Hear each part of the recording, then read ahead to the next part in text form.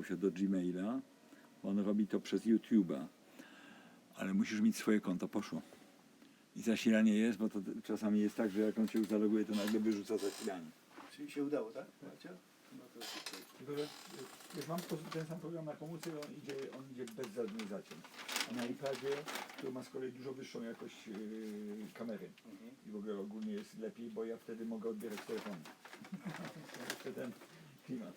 Więc jak wiesz, jak mamy na przykład koncerty w tym w Solwaju, no to ja się tam bawię tym, że ludzie dzwonią, a ja transmituję, to wtedy sobie robimy jaja z tego, ale w takim wypadku to jest rozwiązane. Całą konferencję tak poleciałem akusmoniem właśnie z tego. I dawałem komuś i dzisiaj powinna być wolontariuszka, która uczy ich też tego właśnie, żeby byli w pewnym momencie też pod ręką. W momencie, kiedy mnie nie ma już, kiedy Janek, bo jest chory na przykład, żeby ktoś jeszcze tak wskoczył też w tą funkcję rejestratora, webcastu, żeby ich nauczyć, żeby ich poszkolić, żebyśmy mogli nagle mieć też taką, taki luz. No właśnie Richardowi opowiadałem, jak był mój dzisiejszy poranek. Wiesz, 8 rano z Ignacem podpisujemy umowy, biorę go na dworzec wschodni, 15 minut podjeżdża z lotniska Anet, czyli wyrzucam jego ciężki bagaż, zakładam ja i walizkę. Cześć Agnieszka. Po czym jadę. Gdzie? Cześć. Nie, ja spodziewam się. Dobrze. Zapraszam. No i wiesz. Tak. świetnie się trzyma. Więc wiesz, i teraz uważaj, jadę z nią, z tą Anę, do Bułka Sztuki, z dołu wyjmuję kurzony tą skrzynię. Wyjmuję z dołu, ona tak patrzy na mnie, nie bardzo już rozumie, co się dzieje. Wkładam to, przyłożę tutaj, windą włożymy tu i stąd biorę 2 walizki Richarda. I dopiero z nimi jadę z nią i z jej walizką do Hebra. I tam czekają wolontariusze i ona mówi, że nie musi wracać już ze mną do hotelu, bo ona sobie zaplanowała zrobić spacer. No ją zwalniam. Ale w momencie, kiedy ja to robię, to mnie w końcu łapie Konrad. Tu idealnie, bo już subwoofer do mnie do samochodu nie wchodzi. I on wtedy wrzucamy do jego samochodu subwoofer ze statywami. I to jest już drugi dzień. Już sobie radzimy. No właśnie. A wczoraj było zamieszanie. Bo wiesz dlaczego, Bartosz? Bo ja w krakowskim salonie sztuki, Pałacu Sztuki mam pracę swoją. I wczoraj było dokładnie w tej samej porze. I jeszcze mi moja praca właśnie nawaliła, jak było to otwarcie. Krysia do mnie dzwoni. A wcześniej z Richardem i z Kacprem ustawialiśmy jeszcze tę pracę Entropia. No w tej chwili Kacper pojechał wczoraj, naprawił ją dzisiaj rano. Wczoraj wieczorem, jak mieliśmy koncert w Hebrze, to nagle zadzwonili do nas, że muszą zamykać. A ja mówię, ja jestem w środku koncertu. Mówiliśmy się że o 10, że będę tam. I wiesz co zrobiliśmy? Zostawiliśmy to. I działało właściwie do dzisiaj. Tak? Tak. Bo Chopper, maszyna do dymu, która ma być na 11 w Hebrze. Wiecie, że jest szansa? No kurde. Wielofunkcyjny. Smoke machine. Multifunctional Marek. For Leo Bettinelli. Yes, Multifunctions. absolutely. In one little tiny brain.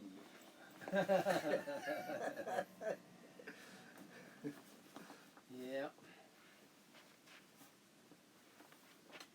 Dobrze, czy jest jego, przepraszam? No jest tu. Tak? Chyba tak. There's a lot to juggle. No. No. Do Hebra potrzebuję jak najszybciej, ale może też, żeby było szybciej, to możemy...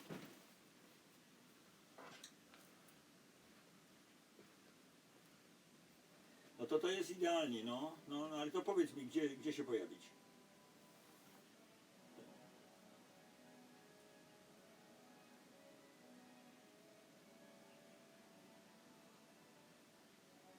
On ma DMX-a, tak, on sobie sam ładuje, ale czy mogę wysłać Kacpra Ziemianina jego samochodem już na Tyniecką? Tak. Jak będzie szybciej? Powiedz mi. I'm just sneaking by. That's all good. Thank you. No więc dlatego właśnie pytam, czy... A możesz mi przekazać 118? Your work yesterday is what I Halina? It was very precise. Rozumiem. Dobrze. Ale tak, wyślij mi SMS-a, a ja przekazuję jej. Dobra, no to dzięki. Na razie, pa. Thank you so So, much. Today during the concert, I'm hope very well happy it's to, good. to listen, but it is very well crafted Ah. what you do. Thank you. Well, What matters the most, I think, in the composition and music is the precision and form. yes. Yeah, form and building up your own sound. Yes. This is so beautiful. Oh, thank you. Yeah. We try to Oh, get into it works. It works. It's fun. And you know, there are a lot of examples, and there's some nice things online that can help you. And I'm getting ready to prepare a bunch more videos, training videos and things that will help, I think. komórkę. So On tam jedzie ze sprzętem i tam potem I'm doing a jeszcze new book zostaje in przez jakiś czas. Chinese. Także It'll najlepiej be to jest translated kawałek, because I'm a najlepiej introducing tam CSUN pojechać, in bo China. to będzie najszybciej I was there for 3 weeks. będzie najszybciej z powrotem w dobrze. a huge market. Yeah, in a way. People will Yeah, and the students are really interested, but there's a lot you can do with it, right? You can make things, you Prześlecie can... SMS-em na miarę. So, In yeah. fact, the possibilities are Right. unlimited. Yes, yeah, This they is really what are. I like this openness. Yeah. You can program it, and also you are getting lots of people who are working in this C-sound language, Yeah. developing the interfaces. Also. Exactly, But exactly. for people who maybe Exactly. not so That's well the idea. crafted, That's the idea. in the programming. Yeah. So Jeszcze jedno Yeah, pytanie I'm tylko, trying to czy- make sure it- bo it- I'm nie making widzę sure that niestety everyone komentarzy can get żadnego into it. tutaj, który miał Mhm. webcast And that robić. everyone can use some part of it. I on byłby I've been working on kluczowy, it żeby for a było long nas time o now. jedną osobę więcej, bo jest The Richard, language jest Bartek for Wad, jak i ja. 30, since Najważniejsze, że nie ma 1979. ani Zontaga, ani Edwina, to jest też ciekawe sprawa. one way of 42 years, yeah. Żony yeah. zostały przywiezione, więc beautiful. Well, I've been composing, of course, too, and trying to just balance that, you know, the giving back part and the creating part. It's one thing. no bo jest really. 12. Yeah. Jest 12. Yes. Wiesz, ona mi nie jest potrzebna fizycznie, bo webcast już leci od in your 15 DNA minut. rozumiesz? already is Right. done. Yeah. Także And now you are tylko developing your own tak bardziej instrument, chodzi you o are publiczność. making these little tweaks and Yeah. writing your Już own przesyłamy sound. SMS-em ten Yeah. This is Widziałeś się może what z Izą? matters. Yeah. The composition I minęła cię. Yeah. It's beautiful. Yeah. Jarecki w porządku? Yeah, I think I'm glad you noticed that, and yeah, I think that you look back and you say, "Oh, I think that's what I'm doing. I think that's what I've been doing." One thing is also that apart from the technical point of view, that you are creating your sounds with such a huge precision. They are clear. That you can I hope you can feel them. perceive them. Yeah, You can yeah. feel them. Also, I Yes. can hear. Maybe maybe I would be. You might not be very happy. Tylko, że with dzisiaj this, będzie but wcześniej, wiesz? I tak, like it. I to oczywiście może Some- to być tak, że to nie ma już teraz little nie ma dose żadnego of znaczenia, poetry prawda? Good. in that, Thank you. in that, Z Anet No, rozmawiałem. I like it Janek very jest much. I'm ciszej, trying to jest write love ciszej. songs. I'm Potem trying to write jest lullabies. w ogóle Yeah, całość yeah, that's right. jego Yeah, it's przyjemności there. do It's akademii, there. dlatego It's there. jutro I try to mamy do that spokój, too. jeżeli So mamy się with different sounds. przejmować strasznie, no ale to w proportions ten of sposób your taki, że to można tak kind of wytłumaczyć im, że my technical naprawdę part jesteśmy cicho. is very important in the arts. You balance very well love. You know, this Thank you. poetry, I hope which, so. you know, if you would put it a little bit too much.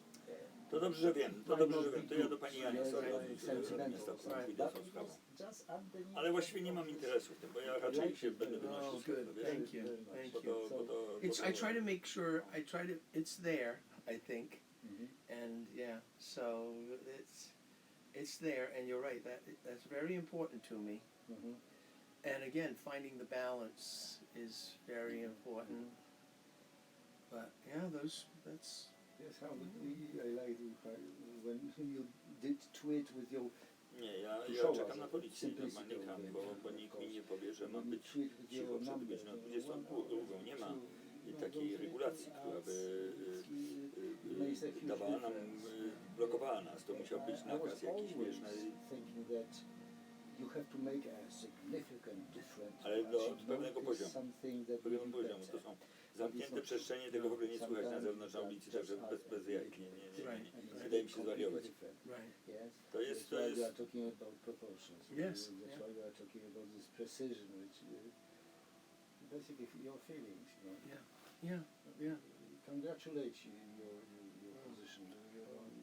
no nie masz porównania, bo ja byłem na innych imprezach, to na tym to polega. Wiesz, ja mam inne zupełnie odniesienie, dlatego trudno mi jest tłumaczyć każdemu z osobna, jakie myśmy już rozmowy na ten snuck a temat little prowadzili into a i few co ustaliliśmy, movies. dlatego to ma troszeczkę inny Because my students do movies, so I snuck a little something into a couple of motion pictures. Umawialiśmy na to, One for Disney and one for Sony Pictures, but not really. Not that you would know that it's me. Just there's a few moments that I snuck a little something into a movie. I was in the studio with the students, and I made some sounds for them, and they snuck it in, and some into a few TV shows too. One of my most fun experiences, like this. I'm out in LA. My student is working on a TV show that's showing on Fox about robot cops. It showed for 1 year. I even forget the name. But it had a lot of electronic music in it. The whole score was like Vangelis, like Blade Runner. Is that? So the student's doing this. He's now graduated. He's done a lot of movies, a lot of things. And so we went scuba diving in the morning out on Catalina Island off of California, and then we came back to the studio. We didn't have time to wash because he was doing the week's episode of the show. So I'm working on my modules in the studio, I'm making sounds for him, and he gave me a scene, and I said, oh, I'll make some sounds for that, for the robots chasing each other or whatever. So I made some sounds, and I brought him back into him. It's about 2 or 3 in the morning, and that's it. And he says, okay, great, thanks, I'll use some of these. And he said, well, it's episode 13. Now I'm thinking episode 13 is 6 weeks from No now, a one month knows from where now, you are. 2 months from We now, were. the end of the No, series. we were here, there was a I crowd. fly but, home to No, Boston, but there were 30 people and at I'm the sitting entrance. on my Like, couch. The next day, Cool down.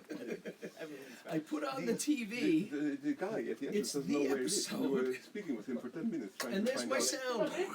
Where to You know, go. it's like, honey, wait, Wait a minute. look. It was like, But now, well, it was 2 days is later. this the right It room? took a day to That's fly. a But test 2 of days our, later, you the show like is they on said it, TV. they say, there was nobody was picking you up. So then Episode we have 13 to- was we this have to- week. I'm dealing with this all the It was time, funny. and you It was perhaps funny. too. So Going to the there have been a artist few in nice Chicago things like that. and getting, you know, where waiting on the I've run done room, and things, then I did something the, with David the Bowie. lecture is another In room, one Yeah. and when movie, you I go processed there, him through you have to wait to C-sound, the last minute and, because they are changing like transformed his without voice, any 5 and then minutes in break, a for example. pop song Yeah. that appeared in a And they like movie. it anyway. And Yeah, then of course. When not you are- only did he like you it, are or part they of the liked it so system, much, but they you are said, more we part want of more the system than our C-sound. system, So the that's why director of the it's film is fine. saying more C-sound, and he Because we are developing They very fast, waited but in the same time we are losing like a lot of another things. day So and that's- cutting new no, sounds so no, they but could have nobody's more complaining C-sound, here. like It's more just, salt, more spinach. Don't take anything as a complaint. No, no. It's, It's too late. It's true. No, what is all about? No complaints. We are just. No, but funny because we were at the entrance and then the guy didn't know anything. This is one of the biggest problems because I'm changing this company and the company is for nothing because they don't know anybody, they don't know the place, Yeah. and you know where they work when the terrorist is coming. So, or somebody, yeah, that's They it. don't exist. Yeah, I know. That's That's why. That's why. This is It a really completely fictionary. Yeah. So all the to change time. them all the time. So I introduce myself. Yes, My exactly, name is yeah. like this. I'm coming with a bicycle. My name is Terrence. I'm Oh, coming it's from amazing what it my is. bicycle It makes every week, you know. It's very dangerous. And the Don't same, do that. Don't do yes, it. It's and too the same dangerous.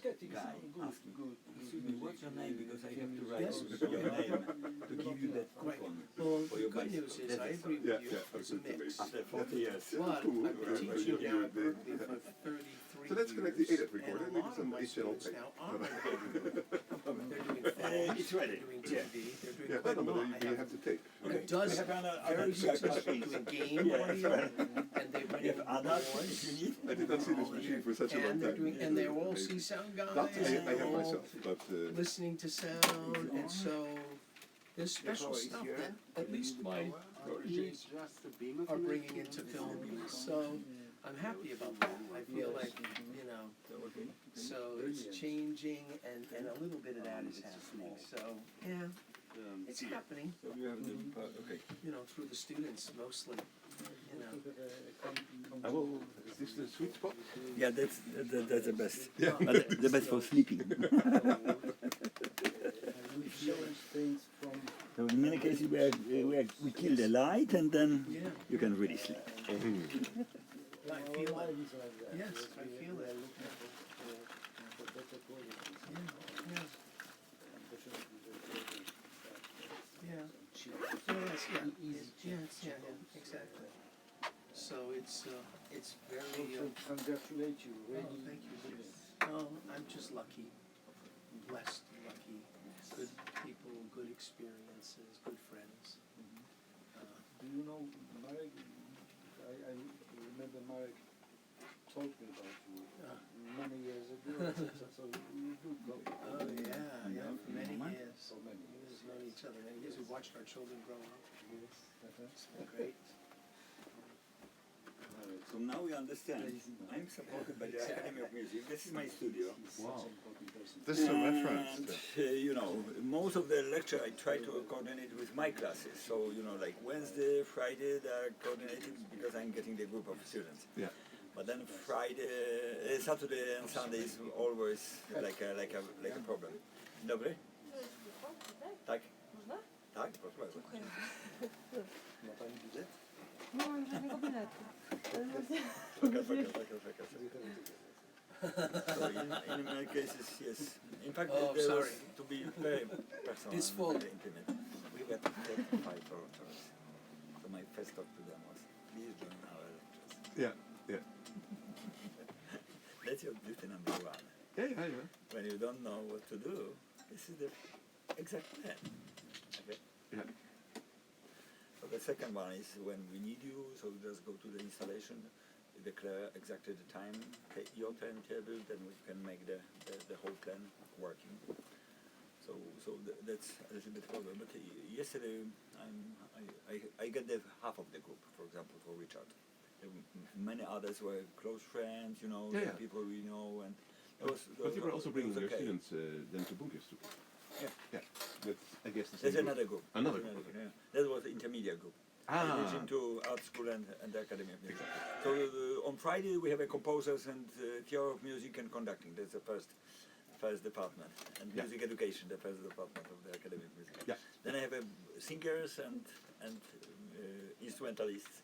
That's another group on Wednesday. Yeah. So they are involved in a Super Collider and the Net Art workshop. Yeah. Coming, starting from Monday to Wednesday. We have the final end on Wednesday afternoon with Yuri, quite clever hacker from Ukraine. No, because he's doing this, you know. I remember when he came first time, he came with a netbook, a very low, slow netbook, Yeah, these. and then show things which are completely impossible to get it, you know, like 3D graphics, you know, super guy stuff. It was quite neat, quite nice to get it. So we don't have the signal yet. Yes. Wait a minute. Good morning. Good morning. Soundboard, I'm not sure if we can. Yeah, I will give it. No worry.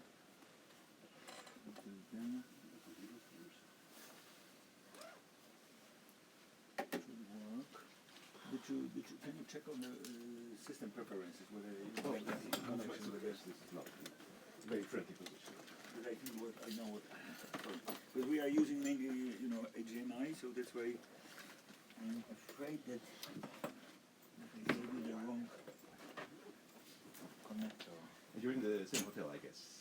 Maybe. The Probably city center. Yeah, yeah, Yes. yeah. We convinced them today to provide us a breakfast. Oh, there you go. Yeah. I have not yet done that. No, well, the breakfast was not included, but Yes. we have That to only pay. one is Good. connected. Oh, good. Yeah. I As I said, we will I use had it. picked up some bananas and a few little things on the first night, so I can You've enjoy got that. signal Yeah. because In it my starts room. searching now. It's Yeah. fine. Yeah. I'm just fine. But they didn't change over my room or clean it yesterday. No, same. So, but I bumped into her this morning and she said, "Oh, you want service?" I said, "Please, yes." So I was so lucky because I found her because barrels were overflowing with banana peels and Oh, whatever, you know. yeah, and yeah, so yeah. please, yes. You don't want that. So please get me a towel again and yeah. no, I think today will be a nice night when I go back after the performance. Yeah, yes. Now, I may not be able to stay for your lecture. You didn't get it. Because the connection with my it. rehearsal begins at 2 Normally o'clock. it should be automatic. So I'm Yeah, I know, gonna, I know. around You know, 1:30, you I'm can gonna force walk it over like this. to have Yes. from here. So I'm sad I will miss your lecture, but I'm glad I'm here to see you now and hang out here for this. Unless you want to have your colleague, go second and tell him, hey, get lost. Richard Boulanger is here. Sorry, it's very important. Your stuff doesn't matter. Let's face it. You Yeah. could tell him. Yeah, Finally, tell him. that would be a good approach. Tell him. Yeah. You wanted to say it for years, and now you can. Finally, Your yeah. stuff is just come on. Let me do that my talk. Yeah. Richard's here. No. Yeah. It won't work. We can both do. We can do. Tag team. Yep. One sentence apiece. You know. Yeah, that would be exactly. There you go. Yeah, that would be another way of doing it. But he's going to. No, he's it's going gonna to. be great. Yeah, and he will talk a little bit about the collaborations we Oh, did. good. Yeah. Well, what I always find is most important. I mean, It's the right cable. I wish there were hundreds of people sometimes, but I love that we have webcasting and web Yeah, camera yeah. and because Hello. there Good is a morning. permanent record of these Afternoon. talks, and so they're preserved. So Yeah. you Yeah. can see. Proszę przesunąć sobie stół. Tak, już to zrobię, ja tylko jestem na boku. You know, so that Słuchajcie, tu jest tłum zwykle, więc a little bit you have to remember you're performing for the camera more than anything. Yeah, yeah. Lecturing for posterity. It's a studio lecture. Yeah.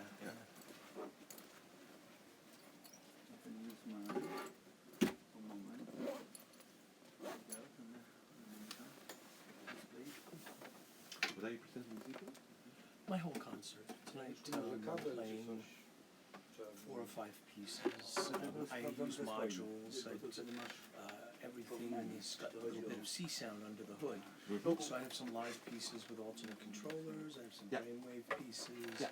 biosensing piece, some with leap motion control that I wrote the software for, and then a big modular piece, 2 modular pieces. So I brought with me 2 complete modular systems. Okay. Yeah. Big Eurorack systems, which use C-Sound modules. They were designed by my students who have a company. Yeah. And so I'm running something like 6 of those, and some live sampling, Nice. all that Yeah. stuff. I'll collaborate with Marek's son, Tomek, who's a fantastic drummer, and on 1 or maybe more of the pieces, because I'm starting to think now that a couple of other pieces that I do, I don't play with a drummer, but they have so now you should get it. like a percussion element. So I'm thinking maybe he might even join in those tastings. And Yeah. Yeah. kind of, so we'll see. Yeah. That's why this rehearsal is so important this afternoon, Of course. to decide. And it's, One special piece I have for him, but then No. maybe he'll play in more. yeah, and it's in the same upstairs space as we. Yeah, It's a beautiful space. So it finds the signal, but not the other way around.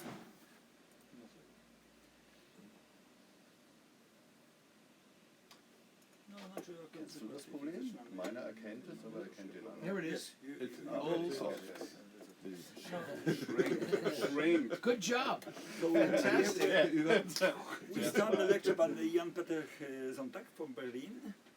I think you should have the sound here. There's a knob. Here, okay? Did we turn the speakers off again, Marek? Last night we turned them all off when I left. Maybe turn them back on. Speakers. Remember, I was changing them and patching, we turned them off. You mean this? They might be off. Is it on? No, that's okay. Okay. No, nobody touched it, except of you yesterday. Yeah, I know, but I turned it off at the end of the Nobody, day. nobody did it. Oh, okay. Maybe we can do it without sound. Well, no, try, just make sure you have sound. No, I have no sound, I can tell you. Oh, good. Then I can fix it, I think.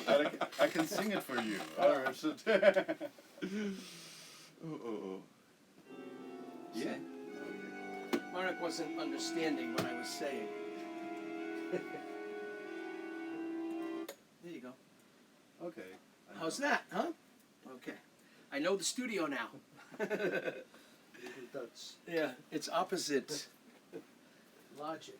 And I booby-trapped you yesterday is what it means. No, all good. I just touch one more.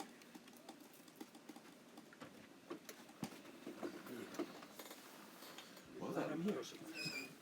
He would have never known. No.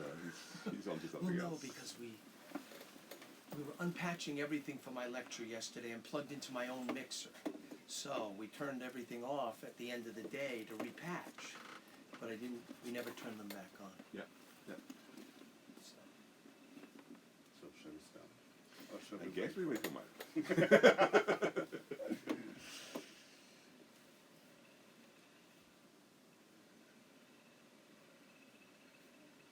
What's this up?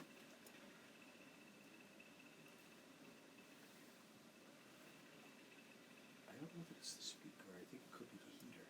Yeah, it must be. That's probably why he has that cardboard in front of it. Mm-hmm. I wonder. That's from the That's outside. interesting. Yeah. Yeah, it's probably the heater. What? A fan in the heater. There's a beautiful granular synthesis patch that you've been working on, and it just happens wherever you go. Like getting the thing to fix with mind control. Absolutely. I think it's his heater. Yeah. It's not a bad song.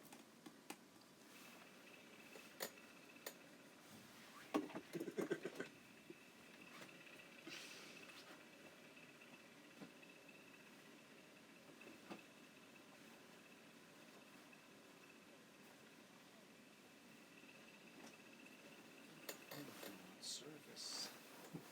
Please. Mm-hmm. Please, just the towel.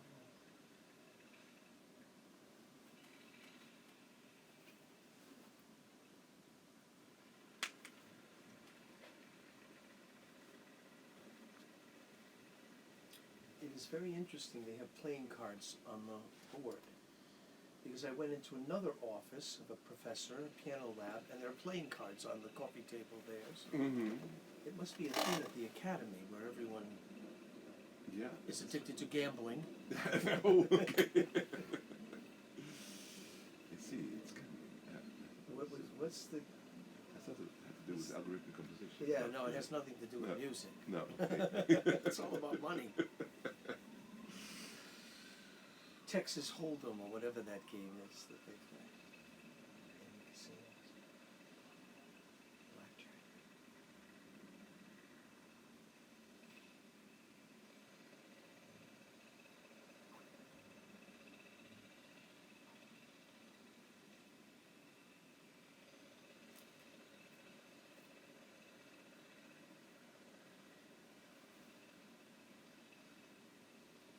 shall we go, Marek? Yeah, maybe. Maybe. Yeah. Okay, good job.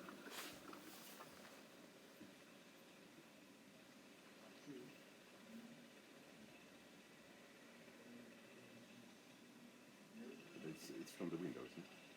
Yes, It's from not the the outside, inside, it's not from the the outside. inside. So let's start, because I thought that I introduced you and there was a moment for start. Just doing my festival at the same time. So Okay, start sorry, and we then were- I left once more. Okay.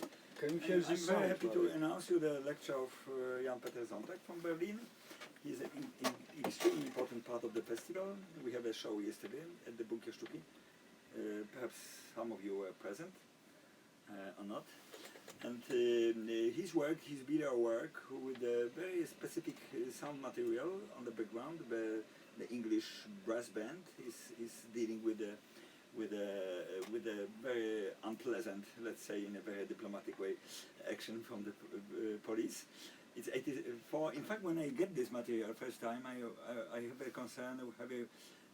Is it any connection to the Polish uprisers or some Eastern Europe, because they were really strong and they were really, in fact, they're much more blood and many people. So we are connecting this with Tiananmen and those actions very much, and that's really the history, the background story about this is really strong. So that's really great to compare with this action in '84, which was just the end of the martial law in Poland, because am I correct? I think So yes, because And I two remember that levels. our concerts were also stopped, and we go much more underground than before in '81. So when we registered our society, then the martial law started. So we were more independent than before.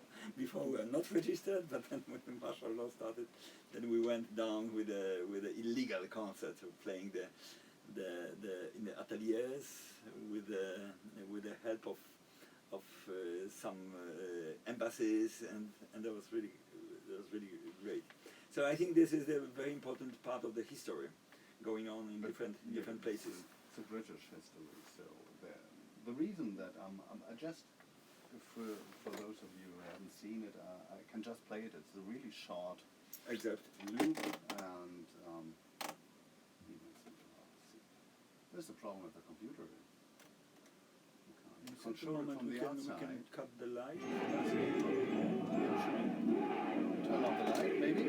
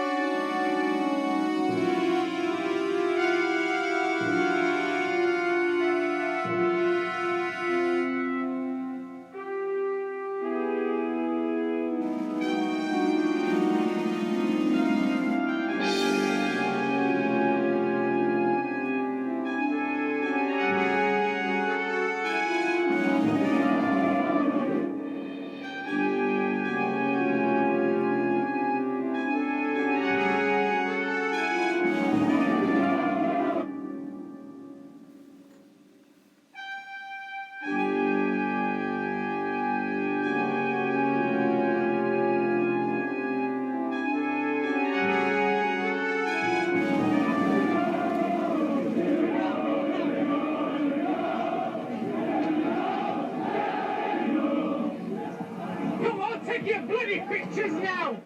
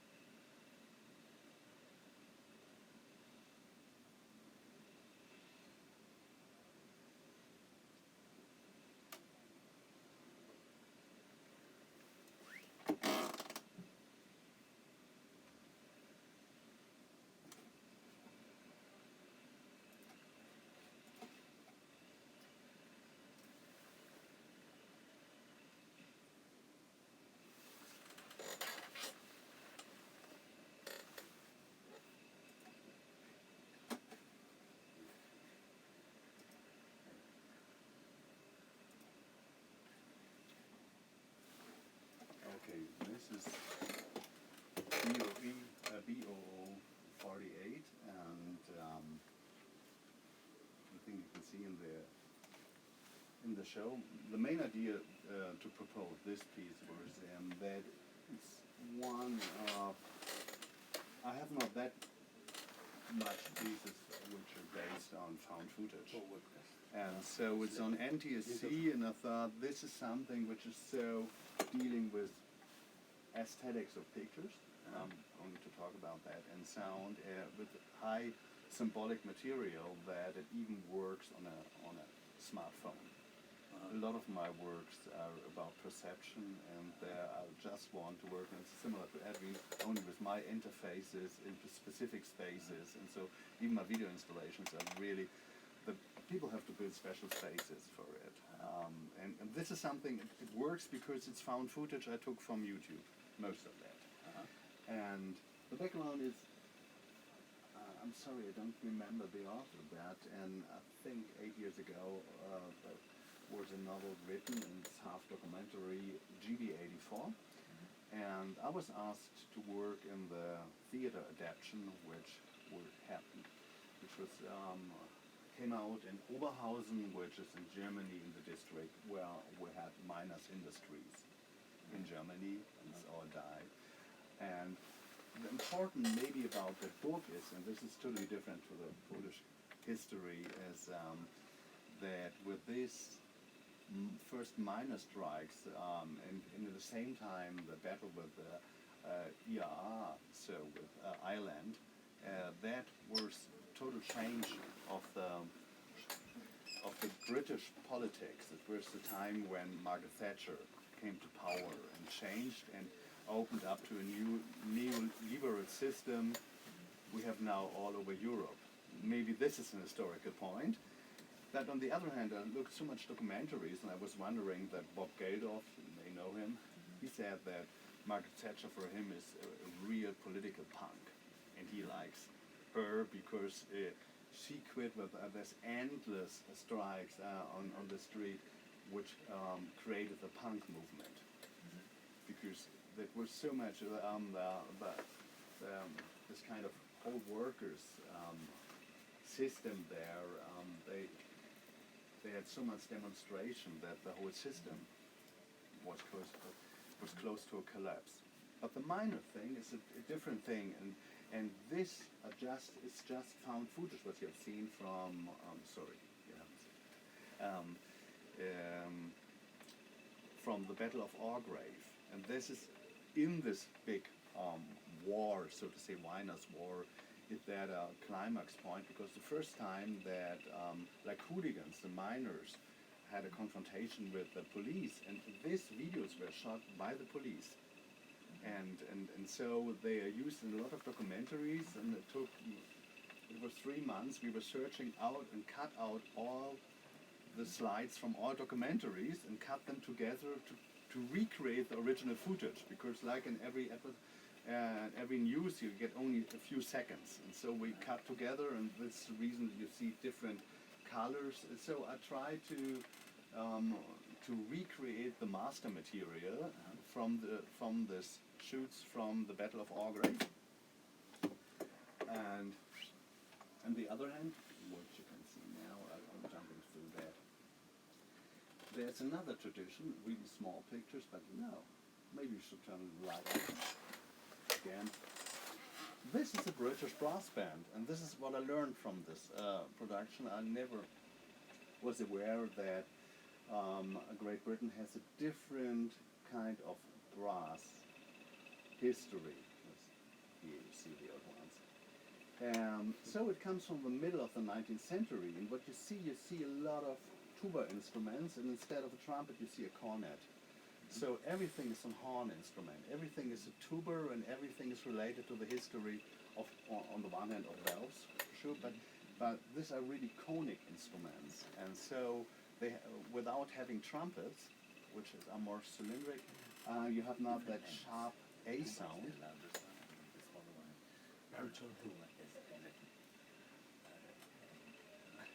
And no, there's a whole family of those instruments with different names.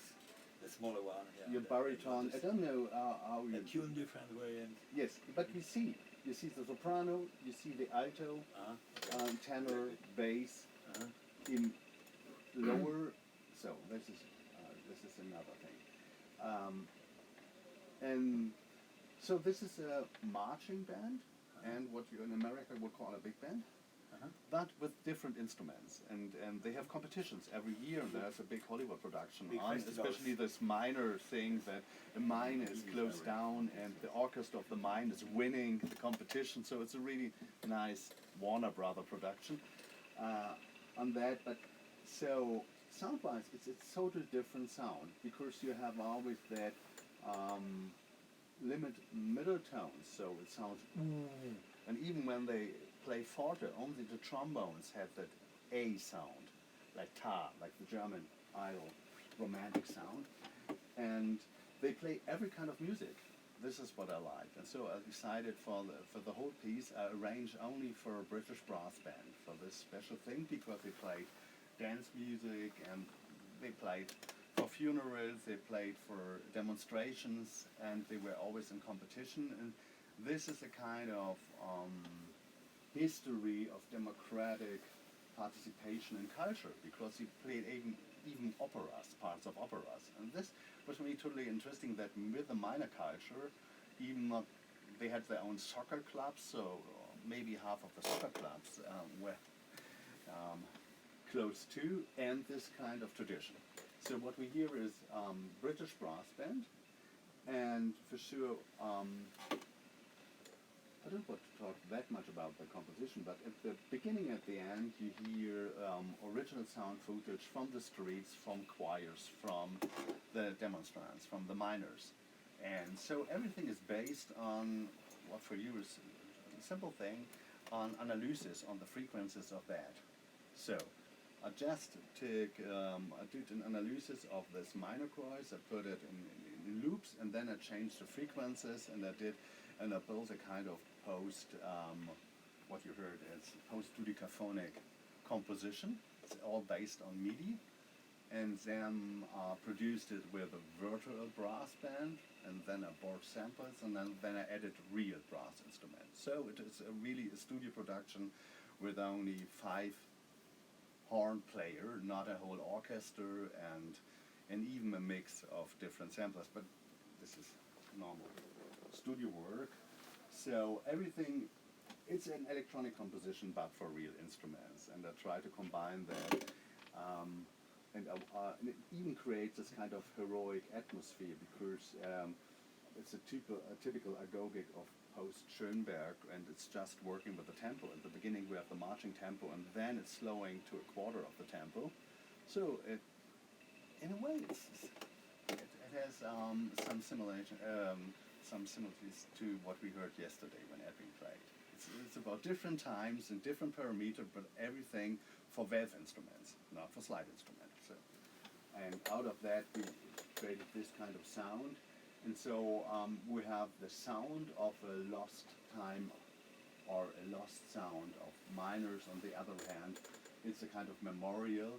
And what the pictures are about, the first part are the hidden video pictures, and they became important even 10, 15 years after the Battle of Orgreave, because still there were some law struggles about that. That the police had really problems to act in this kind of battle, and so you see them with the horses, and they don't know what to do. It looks like a middle-aged war, and so they are still have struggles about that. And so the videos came up and were published because they were used in this law processes. And so after they came out. But the black and white, they are from the famous photographers who were at the place. And these were the things who created the atmosphere in the public. These were the newspaper photos where you see the bloody people. And so I like that at the end you hear someone in the foreground who says, take your bloody pictures now, because he feels irritated by the press, that everywhere were press photographers, like war photographers. And so this is the play of the composition, to have the whole history which creates the atmosphere of that time, and even the video material, the hidden video material with the sound. So And so my personal connection, what you have seen, what in a way is it's a secret, but that I'm really into brass things is what you've seen because I first studied once trombone. So now I work as an artist and composer, but I first studied trombone. So I started at a church choir, not at a minors orchestra when I was 7, and was 16 I studied in the master class of the academy in Lübeck, and I had to study in the beginning of the 80s classical music. And even my teacher said, if you still continue jazz music, you will never become a real classical trombone player. So at that time, now it's not a topic. You can study jazz and can everything study together. But at that time, you thought, okay, you play a German instrument, you have a special, different articulation, and one genre disturbs the other genre. So I had to study classical music, which was not my thing because my father just heard jazz music. I like to play free jazz, and it's funny that now, whatever, 30 years later, I forgot everything about classical music, to be honest. And then when I did my Abitur after gymnasium, I couldn't decide if I want to become an artist or a composer or maybe philosopher. So I started to study everything. So first art history and composition, and I ended my studies in trombone, and later I studied philosophy and cognition science. And in the beginning of the 90s, I quit playing solo under my name because I don't want it that everyone's writing. The composer, the trombone player tries now to do art or something like that. So I don't want it that someone knows. And in 96, I quit even playing solo concert as an expert for extended techniques. And if some of you are interested in that, I could go in this direction. I'm quite open. You can ask me things even later. I prepared something to show you mostly pictures of how I deal with topics, and the topics are plasma and radio, even because I'm here with Edwin and we did a lot of radio pieces together. And so I want to just give you an impression how I deal with these different topics in my work, not to go deep in one thing, because then I had no chance that you can perceive the work because it's not here. It makes no sense to talk about a work which is not present. You see? And so it's more about the topics. But here you see me in the beginning of the 90s, even still playing trombone. And this is a straight German trombone built by a company for me for just playing one tone that everyone sees. And this is even what you know from the Bible, the thing that in Germany, trombone, posaune is related as a religious instrument. It's a lot of things by different languages translating the Bible. In Latin, it's tubi, which is tube. And in Germany, Luther took the word bosaun, which is posaune, which is later became this instrument with the S. And trombone is the oldest instrument which had what I used yesterday, which had a slide and could play every tones in between. Even the description of that time was different. Historical trombones had only 3 positions, and it was only used as a diatonic instrument. No one thought about playing chromatically, even you could play. But this is another thing. I'm working now about historical things, but so this about my interest was always in trombone, and the reason that I came to later electronic music, especially experimental music, is when I was in the composition class.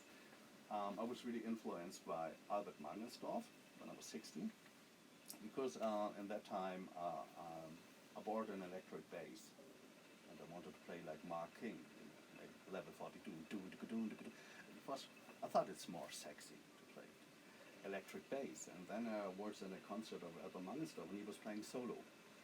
And I thought, wow, he's playing solo on trombone, and he's mixing this technique, and, what I played yesterday, but that you sing and you play at the same time, and when and you get a third tone just by the mixture of the overtones, like.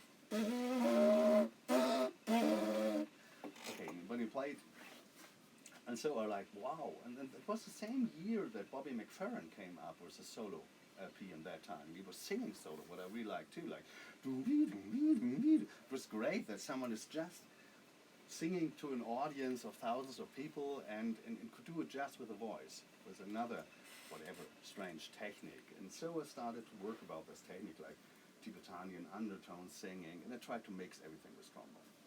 And they were happy with this instrument. And so when I started to study composition, I could just play trombone, and I had to learn piano, and I failed. Piano was shit for me. So, and the problem was limited on being the worst piano player in the composition class. I started to work with synthesizers, and always about continuous flow of all parameters, so what trombone makes, and that you more think about parameters and not think, okay, it doesn't work with me. And so through the trombone, I went more into electroacoustics in physiology, because my father, my grandpa, my great-grandpa were all doctors for hearing. Started to read Helmholtz, and I'm still working on Helmholtz to understand the physiology and the physics of music. So it's really related to the body and how we acoustically perceive. It's not from the software. And so this were at the same time my first installation. What you see nothing except the tubes. And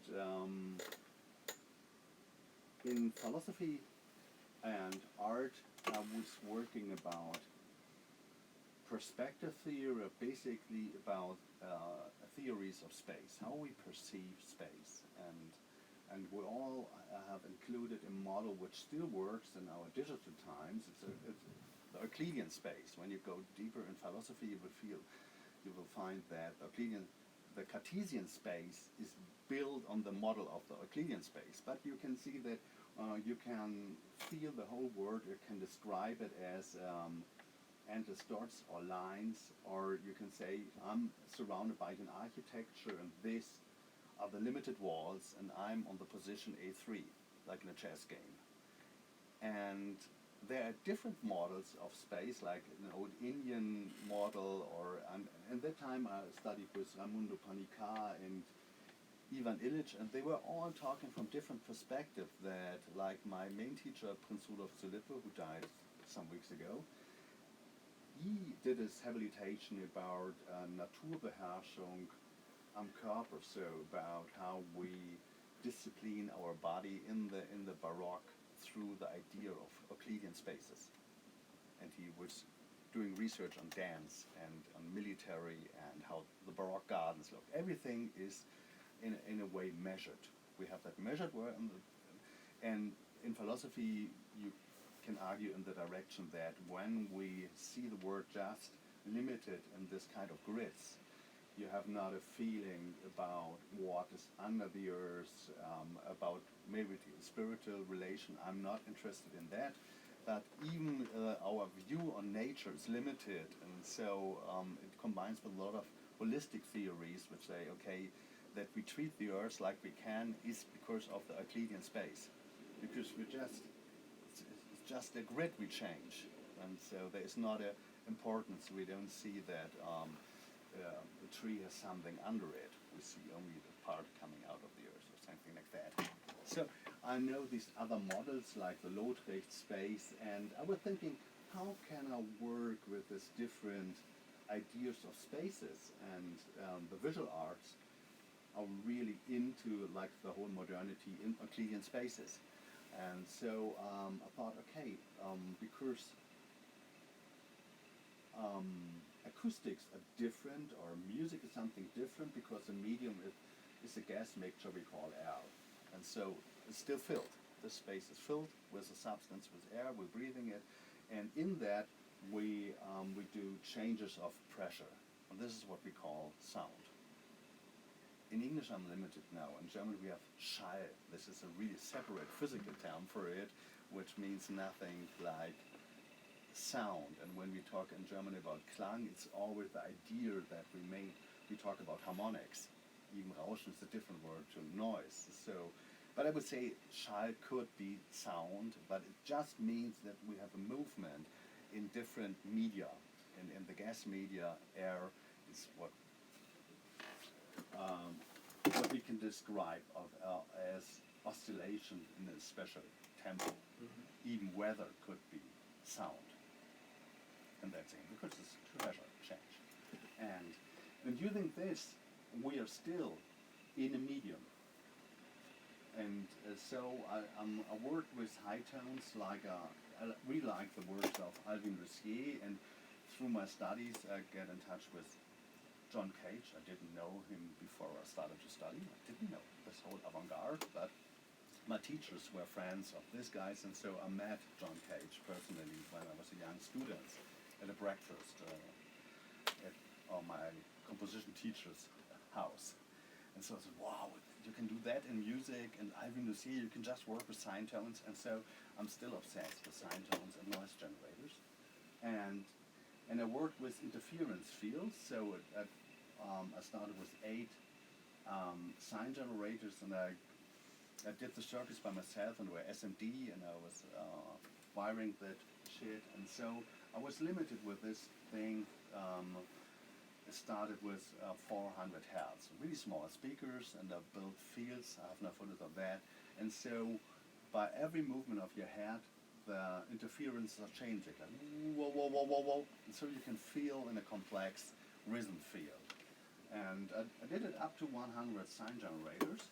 And then I thought, wow, but it always sounds like the end of TV, because you have the basic frequency is too high. I want to go down under 30 hertz, because this is interesting. Then it becomes really physical. And even without overtones, it has a special mystic, because your body is shaked, but you don't hear the source. Normally we hear the source if we have the kind of sound. And so I went to the physical department of my university, and they told me, okay, you have to build up a 60-meter horn, and then you can precisely build up this low frequency at 60 meter, and even bigger than the horn. So it makes no sense.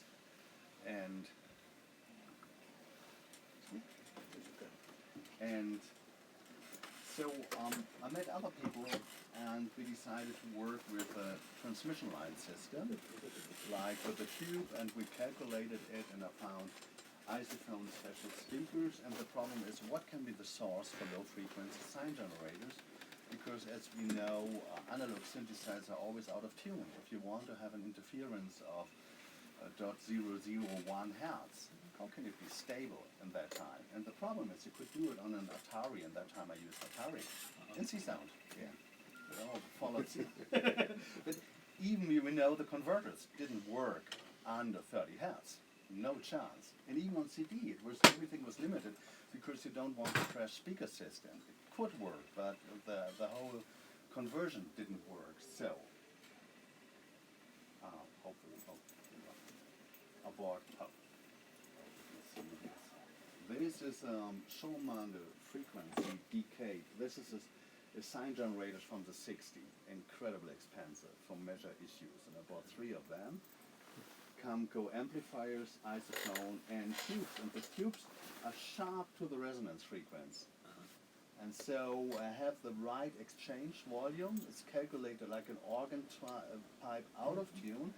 What is the principle for transmission line? And so with only 5 meters, I can create waves of 26 hertz. So 26 hertz with 0.001 hertz interference, which runs 8 minutes through the space, created this space of standing pressure wave. And that was what I was working for years with this old analog technique, even created in the time when I was born, and I bought it from military department selling all that laboratory stuff. And I still bought isophone speakers, the only one which has such a high QT that they run so soft. because that's a problem with all base reflex system, that you put in a sign, you amplify the sign, and a rectangle comes out for the hearing. We know this problem, that a lot of people believe that what they send to a sound system, they hear. No. The sound system is totally shaping your sound at the end. And this is a time where, for me, it started to work with people. In that time, the electro engineer I'm working since originally this time in my lab, he was just an expert in reparation of high-end and guitar historical systems. And so I found a lot of people who were interested in what you call vintage high-end, early engineering, and they are part of my lab, and we are really focused on the end interfaces, what we call speakers, Schallwandler, sound transducers. We are this is one of our main thing out of that time when we were searching how to go down to this, how to create real sine waves under 30 hertz. Mhm. And this is in Rotterdam, but I didn't know Edwin at that time. And I think it was the middle of the 90s. I was invited by Way to make a field outside. This is with the same tubes. It's 96, isn't it? 96, yeah, could be. The 220 volts sound garden. Yeah, it's 95, 96. Yeah. And the funny thing is that everyone was, all the installations in the outside were, everyone got in a way destroyed, or something was stolen. So it was like a ugly game. Like every day someone came and said, okay, my Genelecs are stolen. Oh, they stole the amplifier last night. So at the end of 10 days, only one installation was running. It was mine, and then I was happy that nothing was corrupt. It was my installation. And then they break in the car of my assistant and bought his shit. stuff. So I thought Rotterdam is cool, but really a brutal thing. And that was, oh, it looks like Max Nauhaus. Yeah, but this is when I work. The other thing I started in '93, and I have no pictures of that because I want to come to the point of plasma. Let's see. We're running out of time. And the other thing I was interested in noise, and so in '93 I went to study IRCAM, and in following the endless increasing glissando of Hissé, we created with filters on Max, not Max MSP in that time. It was only Max, and we could use it as a MIDI controller program, and so we had By the to way, use it's the back IRCAM. Max. It's not Max MSP now anymore longer. It's again Max. Yes. Okay. This is the story, like a label. Yeah. Yeah, we don't use MSP now. The official announcement for the last. Encompasses everything. Yeah. Okay. It started That- from that MIDI, I'm- but then it's like It's a. back to the old idea. Wow. It runs first on my Atari, and then on my first Apple PowerBook 100. Uh-huh. And then we couldn't work with the original data. We just controlled CD players, what other things, and so we had to go to Studio IRCAM to use the Silicon Graphic machines. I think they had 10 of them, and so we created this endless continuing noise. And I worked for years with this psychoacoustic paradox. And that was to simulate a volume of a space, like a volume of this space could be filled by wind, and so you have to feel the right size, like that feels like this or that, and then you have this endless movement mix in it, which creates the atmosphere that maybe if you have it coming from left to right and it goes endlessly, the people get the feeling that the space is turning to one side. So it's really like the Escher stairs, but it's a physical thing. Cool. I've not thought with that, but I integrated that even into the subway systems here of Dortmund, and so I used all resonant places to integrate standing waves or noise to create this kind of perceptual things in outside spaces. But I wanted to talk about plasma, and even in the first show where I've shown what you don't heard, I just described it, the standing pressure wave.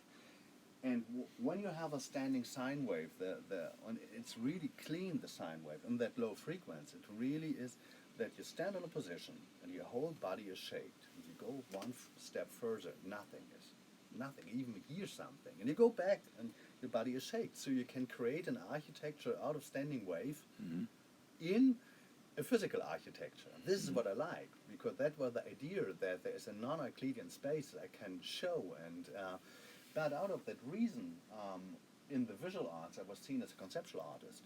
I thought my art is really physical, you can feel it. But on the other side, I said, whoa, he has this strange idea about sculpture and space. And then the people just come in and say, whoa, I'm vibrating, it works. But this is conceptual art. I said, no, it's really sensitive. It's not a concept. You can feel it. And in the same, in the other hall, I was working with a red laser.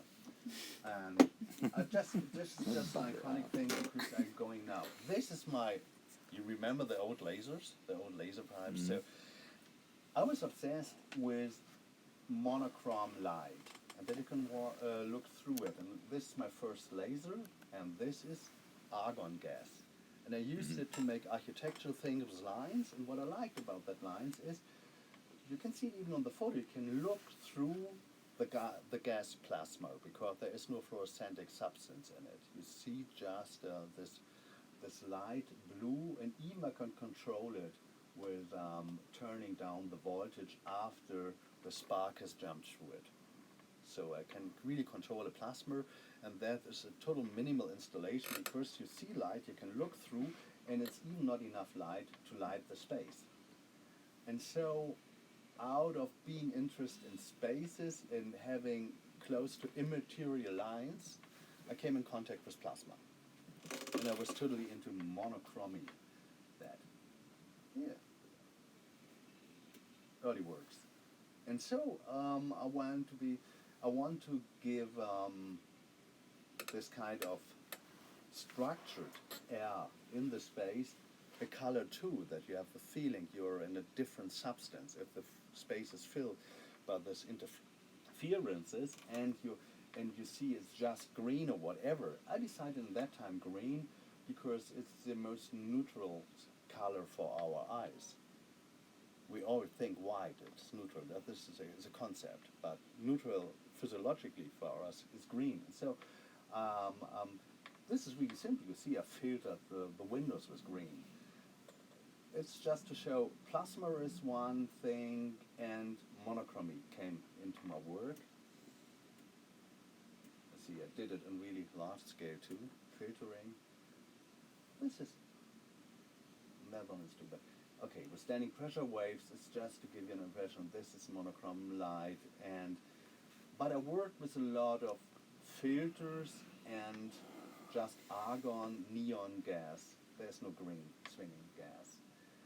And this is with everything is with sound too, but you see the space has got a strange edgy aesthetic when you walk through, because it's like walking through a jelly in a way, because it creates a substance. And it's still always with working with filters. This is with natrium gas. It's the first high pressure bulbs I used. This is when I started to work with artificial,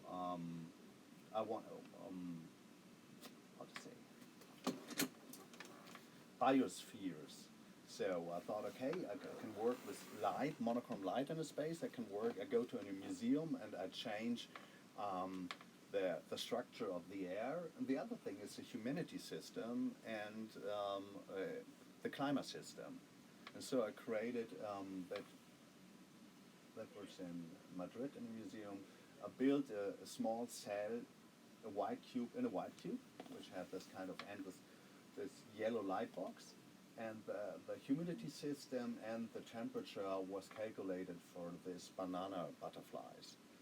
And so it was incredibly hot. It's like 40 degrees and 90% humidity, and you walk in and you hear a high tone field too. and it was only comfortable for butterflies. And you're allowed to address yourself on the way in my installation, and you can stay with the butterflies.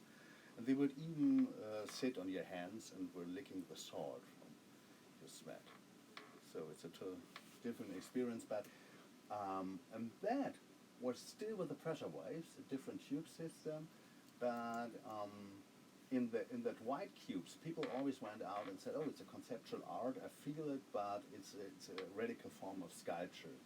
And so I started. On the one hand, I wanted to have a high dump factor, to have not that much reflections. On the other hand, I thought, okay, I'll bring in a different narration. So it's original grass, and we grow grass in the gallery and the same pressure wave field, and invited the people to play bocce with the original bocce balls I played with my grandpa when I was a child. You can see a small photo of that. And suddenly the people, and there were swings at the back, and this is in Bremen, and then this is really large scale in Dortmund, 800 square meter in something which is now a museum. Before it was even the structure to use this grass thing was to cover all the dirt of the broken walls in it. So we modelated a real landscape with standing pressure waves, and I did picnics every Sunday.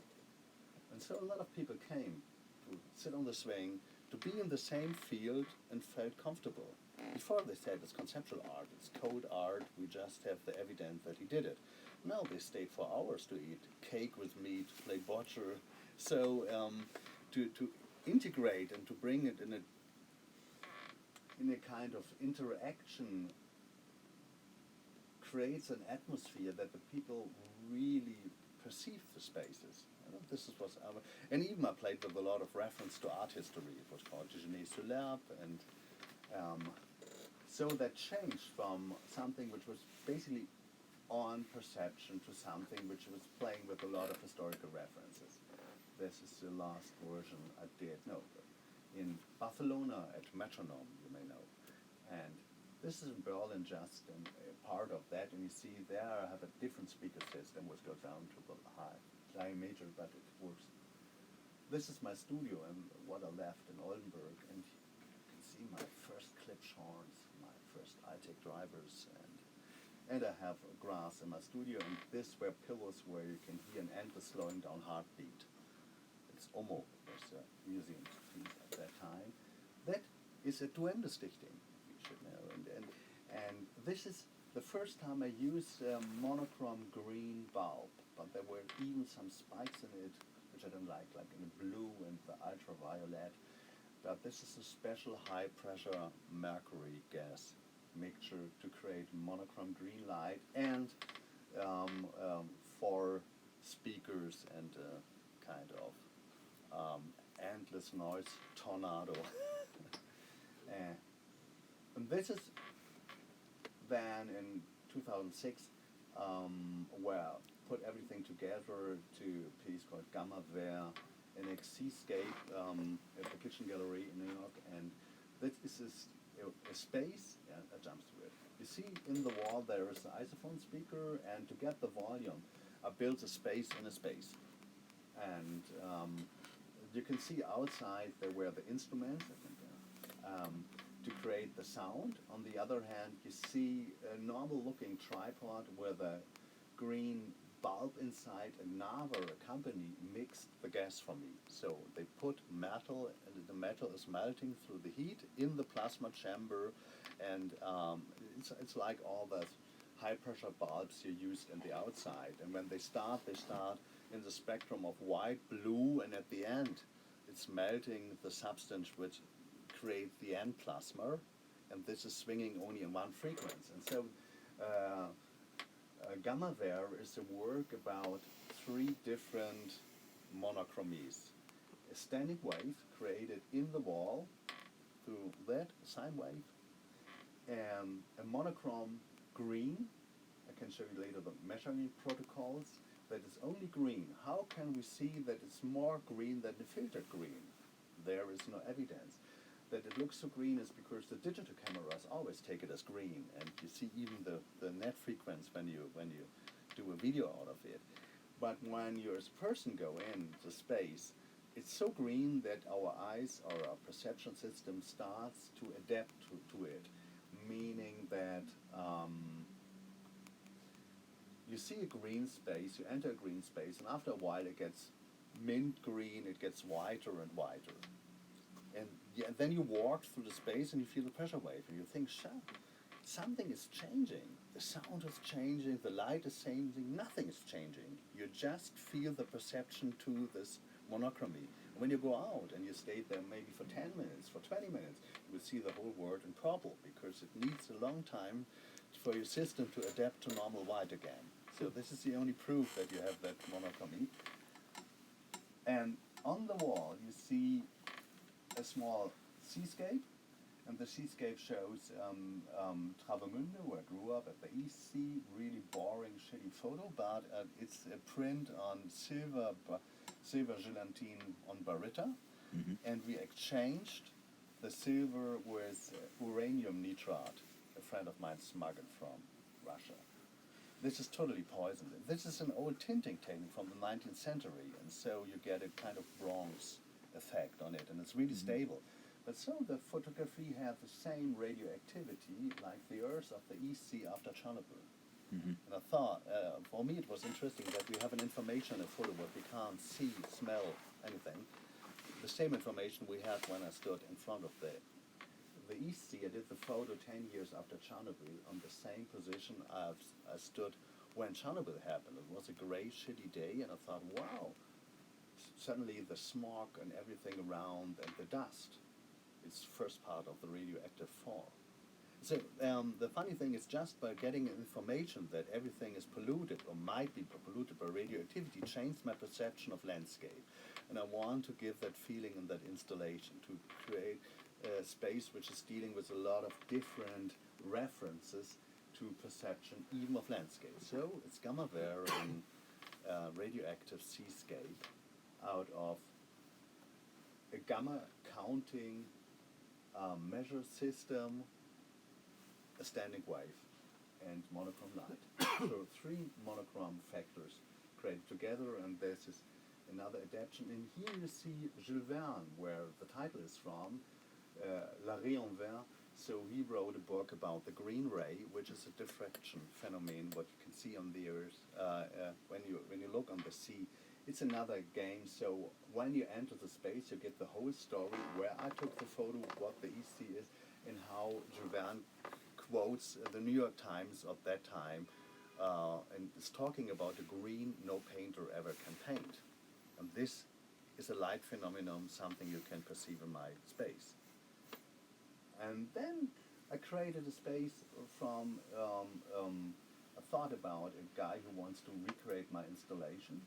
I was asked for a light biennial, and I was collecting all things which creates monochrome green. And in this installation we have a green laser, we have uranium glass, which is a normal glass from Jugendstil. You have it in Poland too. The green light, which is fluorescent.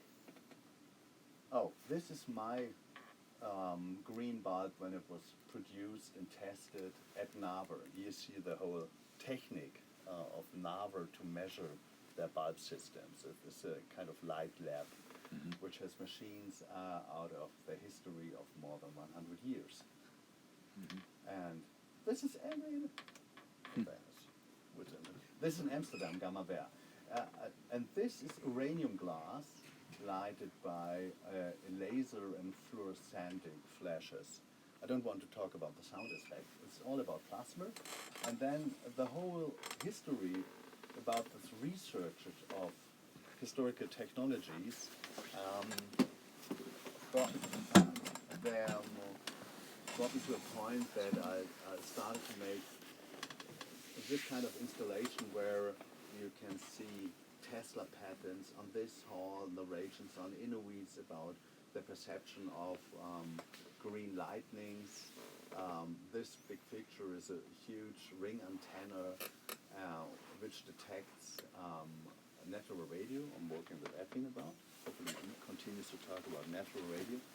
And I just want to show that it comes to a kind of musical dealing with the history, the technical history of all these phenomenons I use. Oh, this is another plasma. And this last thing, this was actually in Riga where I showed in ungreen green. Again, okay. This is plasma. This is the plasma of the sun, by another photography. And the other aspect of plasma. So plasma is just a permanent flow or a permanent jump of a spark in between two electrodes. This is a definition. And so in the gas mixture of air, it creates plasma. Plasma, the formed itself, is a channel of ions of gas molecules in the air. Hopefully it works. It's really hard to describe even for physics because there is not one method to describe what a plasma is. Even in quantum physics, it's hard to describe. But the plasma was used in the 19th century. The first electric light system were not bulbs, it were plasma lamps. So we have two electrodes and we have a DC because one with big battery and the spark is permanently jumping over. And in 1900, William Duddell, an English engineer, was asked to erase the humming of the existing arc lamps, which were used outside as lanterns. It was the main electrical light around 1900. And instead of that, he could erase the humming. You could hear he found out that there's some oscillation, and he created what's called the singing arc. So the first pure electronic instrument is the humming of a spark. Right? Okay, this is William Duddell. You can look up on the web. William Duddell, singing arc. In 2000, I was interested in using arcs as an interface, and I did my first proposal talking about all this history. Finally, I got no money for it. It was too complex. Maybe no one wants to read this text. And so I think 2 years later, I tried it again with a simple text with a provocation to say everyone is talking about electronic music. There is no electronic music. As far as we still use with this classical what we call loudspeakers, where at the end air is electromechanically moved. This is not electronic music. Electronic music is only if we put two electrodes in the air, and this creates all phenomenon. Otherwise, it's not electronic.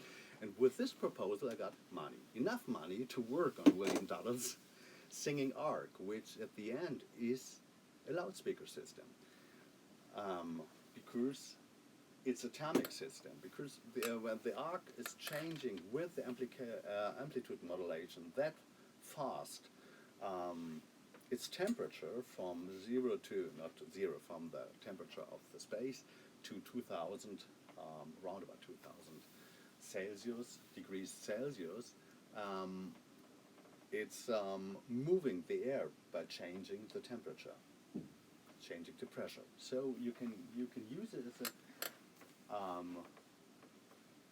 a loudspeaker system. And in whatever 2002 or 3, I created the first singing arcs, and it was in the church in Berlin. And the problem is always when the wind comes in, the arc has to be turned on again.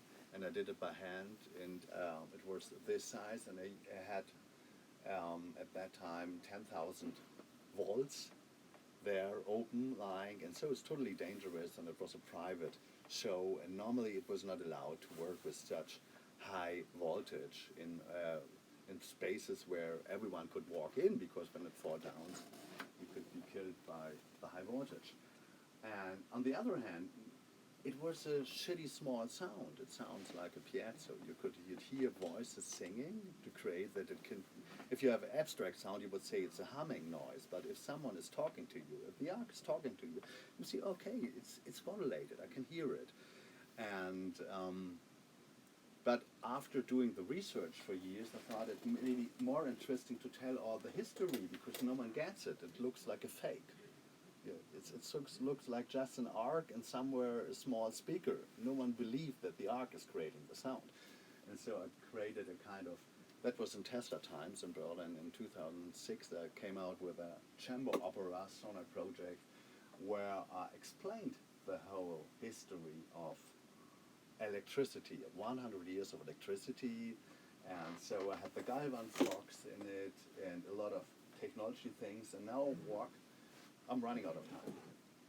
In a book I released later, just look the graphics. You see the history of sparks to radio, just in the graphical, the graphics of its time when it came up. And I'm just jumping through the early experiments with influence machines, and this is the principle of the arc lamp and the singing arc. So you can find the contemporary description.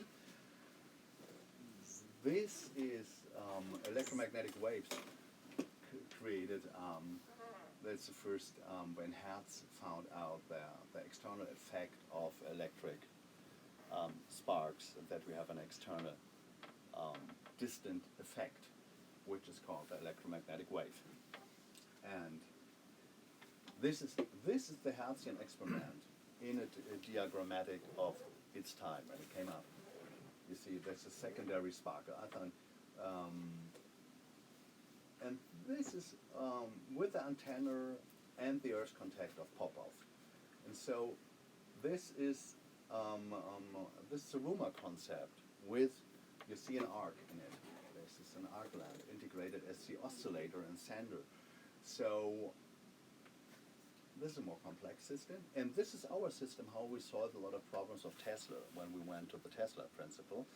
I just want to show you that circuitry became part of composition, of my composition work. To create circuitries and create interfaces as a cultural technique became part of the whole art process, and even the way of understanding it. Here, this is 1 year later, the same principle. I had double arcs, but this a Tesla with two secondary. Okay, it's technically too complex, but at the end, this is my system with DC. Oh, and here we have an AC system. I'm coming back to that. So what I want to say, the history of electricity and how electricity. So the arc, with the arc you can radio send, you can send, you can. You have a sender, a receiver, light, and sound, all in one interface. So this is the great multi-interface where you can say this is electronic and this is electromechanical music, I would say. Had nothing to do with pure electronic music. This is the kind of provocation. And it became an opera, and then it became an installation.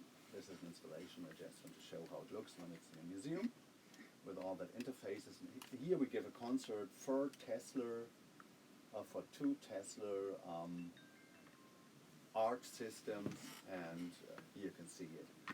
And this is on the Ars Electronica, and 2 double systems. So we have 4 running arcs, and my dream is once to cooperate with Edwin, with his sparkling field, to create pure plasma music out of difference principles. This on the Ars Electronica, I just brought that photo. As the sign generators, I used ghost fish. They create an electromagnetic field, and I use them as generators for creating the sine waves in my installations. This I jumped through. This is Rauschen, noise. This is my retrospective. Here you see my horn systems, my huge horn system, which can start with 40 Hz. Now we work on this. So speakers are always a main thing as an interface as part of my work. And the arc is one other. And here you see circuitry of Friedrich Kittler, German media philosopher and inventor of a media theory, and I'm one of his publishers now of his collector's writing. And so this show, in this part, this is electron set for children to learn circuitry, and circuitry as a model of thinking and creating, even in the music of Cage, to research about how circuitry influences the thinking of modern music. This became part of my work too. This is from the research about Hitler, and in the center you can feel a noise space, a Rauschen space, And then on that Potemkin wall, there's the archive. And here you get all the research. You can see about the history of this, the Kittler synthesizer. You can see from our anatomy how we research in looking into a self-built synthesizer, how in the combination of doing circuitry on the one hand and reading Heidegger and Foucault, Kittler created a German media theory. This is the kind of philology we're doing now as a research project. You see a recreation of his working situation. Here you see what we're doing. We open the synthesizer, we see the circuitry, and we improve, and we measure, and we work with people together. This is another thing. You see the history. On this picture, you see Bible pictures. You can't see it now, but angels playing horns. And here, this is out of D'Alembert's and Diderot's Encyclopedia, where you see how handcrafted horns are developed. And on the wall, you can see some of my trombones. You see monochrome light. So you get all the footnotes to my interfaces I use. So part of my work is always to give open access to every historical invention. Not to say I'm the one who invented something. I always give the way to say, well, based on that, we go 1 millimeter further on in this direction. So on this, you can see historical Altec system. I'm collecting Altec cinema systems. And here you can see the system, how we calculate them. This is just from this part, and this kind of installations always mix the research, the material. These are the antennas I use with Edwin. So on the one hand, we demonstrate our research and do it as in an installation format with a lot of symbolic references, and on the other hand, you have the perception space. And this is just a space about horns. And finally, so working with the arcs, I came into and working about plasma.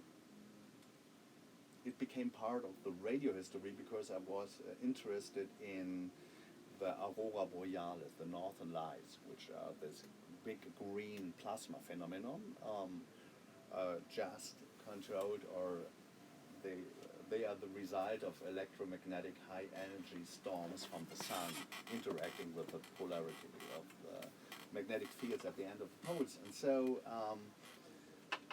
they are light, and they are what we call radio too. They have electromagnetic wave because it's just one spectrum. And this is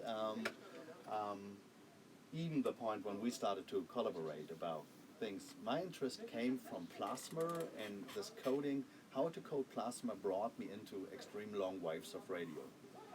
And this is now a jump because for the documentary I wanted to work with Edwin.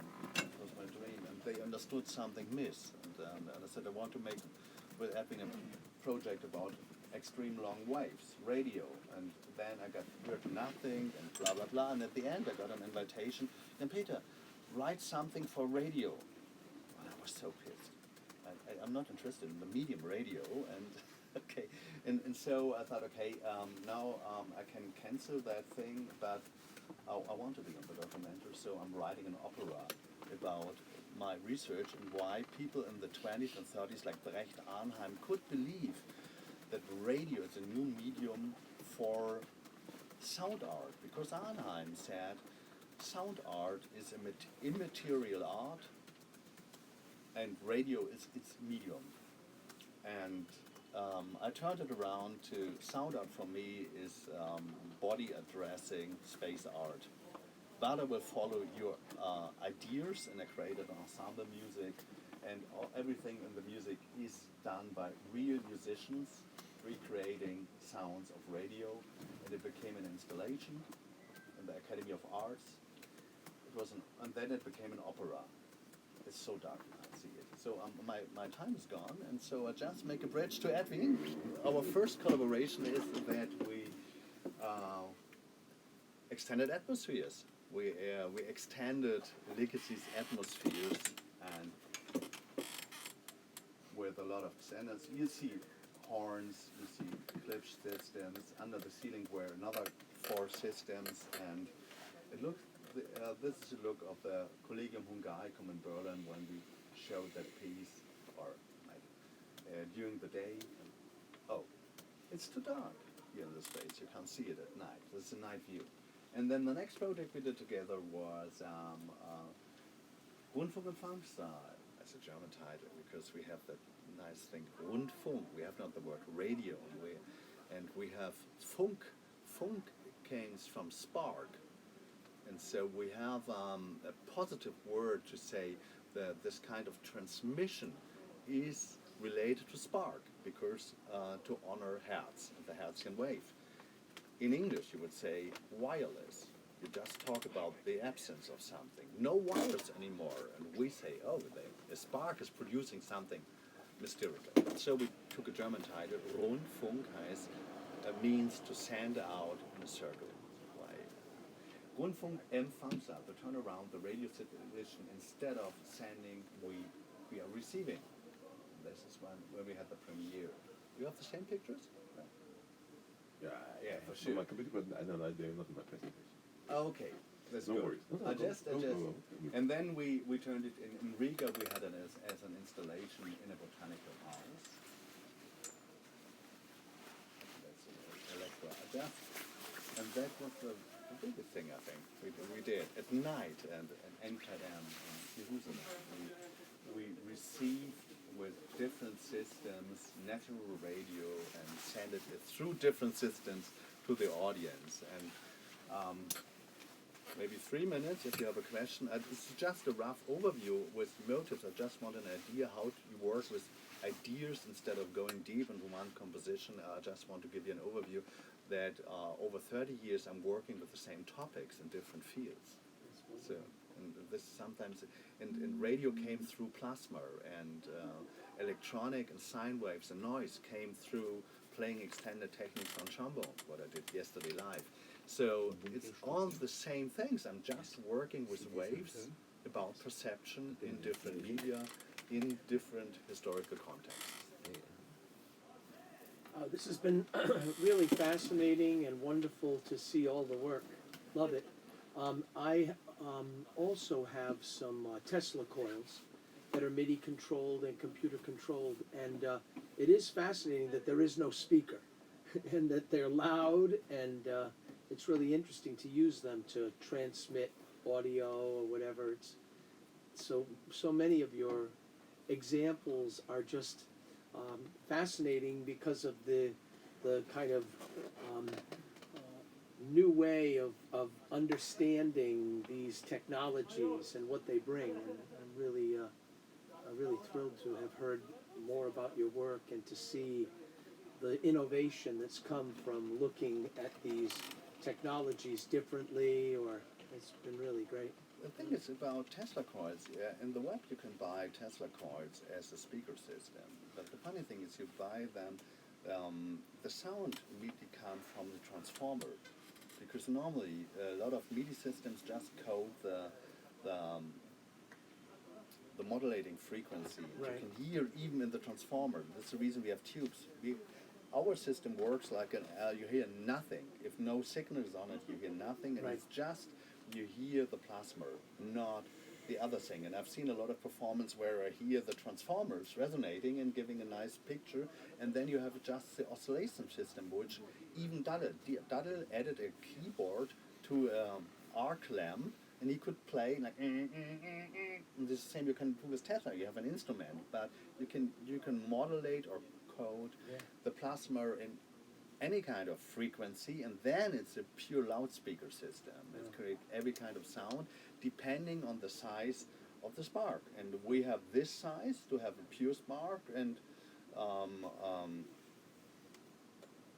De Marines had this size because he pumps salt water in the plasma to to make it bigger. So he had a humming noise, but you get lower frequencies. Yeah. And if you evacuate it, you have no sound anymore. That's a problem. In physics, you would just evacuate it. To create light, you can work with evacuated tubes, which is the other history of plasma.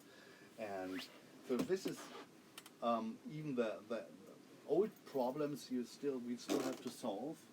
Maybe I can just. here. Let's see. This is broadcasting. What is here?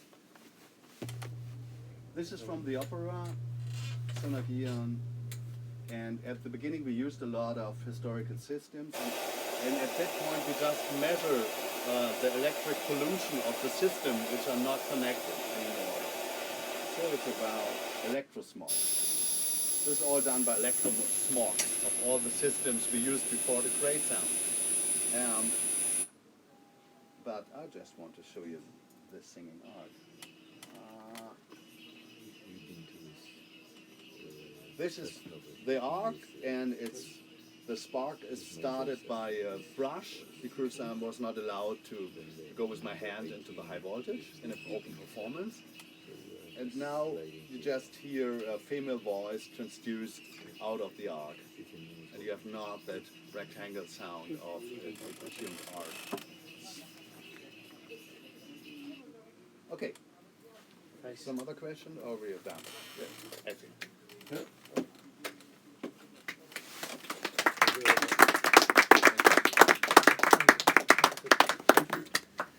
So let's make a 5 minutes break. Yeah, Okay, let's some open air the into door. space. Yeah. Thanks a lot, yeah, but it's a pity that we have you so short. That's a disadvantage of the festival also, because we have many events, and but it's really great to get you here with the speech, with the presentation, because we've got the fast overview through different significant things. So that's really great. And it's strange that we got you on the festival so late, because that's the 26th edition of the festival, which we started in '93. In fact, I started the audio series in '85, and we started the regular monthly activity in '77. So it's also a very special gap. But it works great. So thanks a lot. The projector is VGA or HDMI? We have this also HDMI also, or VGA, whatever is better for you. Perhaps for your computer you have also USB-C, yes? Yeah, but I have some, With the converter. I have some box I have to between. go to my So rehearsal whatever now. is better for you. And my concert tonight. Safe trip back, and enjoy. Thank you. See you tonight. So trombones, they're already here. Yes, not Because enough time. then if you it's easier because you have a train, so the railway is very close from here. Okay. We will go by car, but in general, just to get it from here, it's much more easier than from your hotel. That's the point. But How do I go to the airport after the lecture? yeah, you will be guided either by Casper or by Conrad or again by me. No problem. Okay. Already there. Perfect. Now it's easier. The second day is easier. The third day is always a struggle. But wait a minute. We have the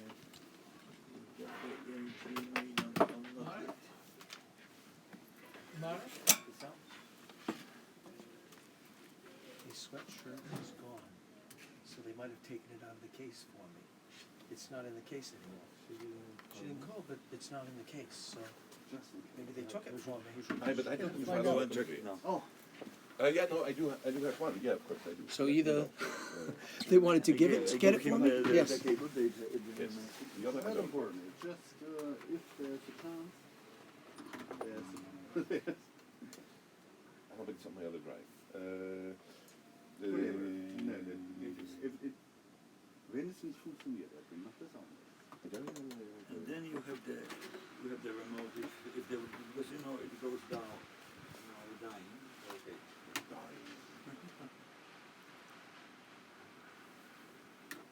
Should be okay. Where's the time? Here on the right. There you go, all set. It works. Amazing.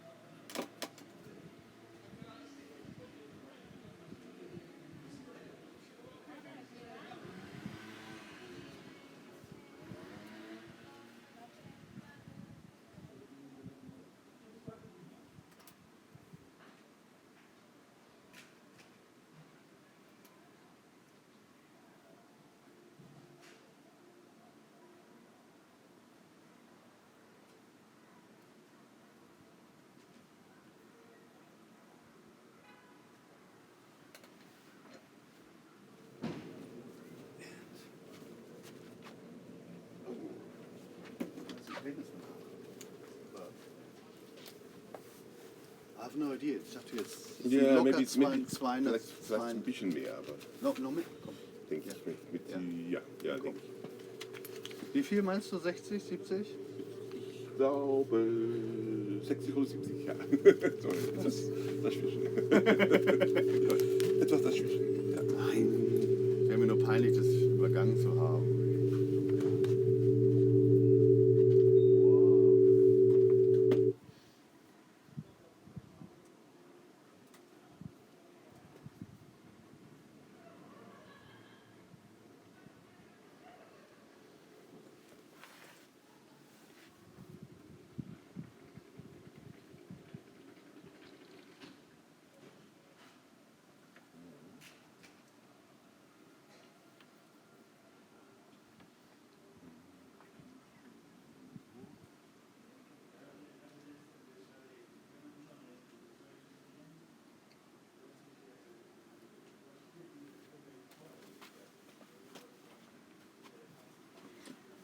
Come on, you can do it.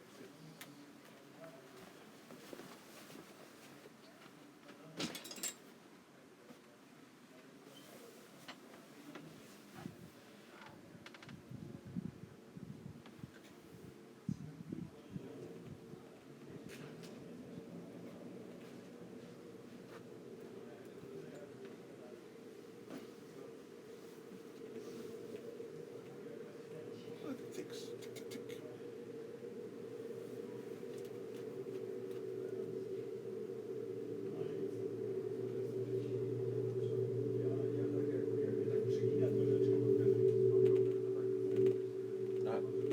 These are the ticks.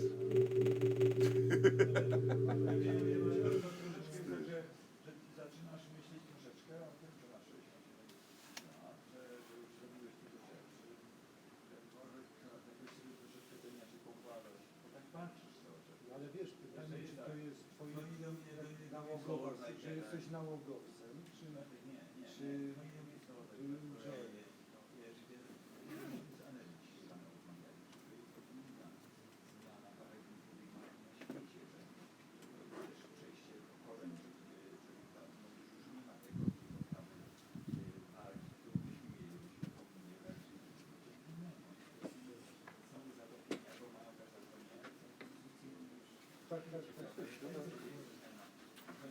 Niegodna polecenia.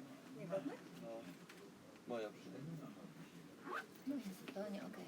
Mam nadzieję, że na to nie ważniejsze. 3 razy mniej wody.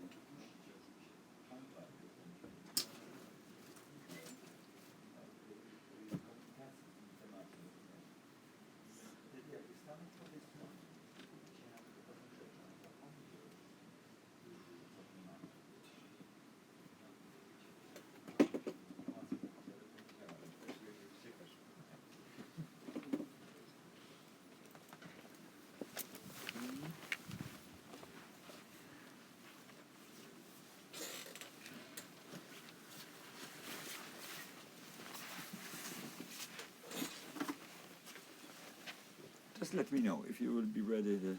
Just let me know. Okay, no problem.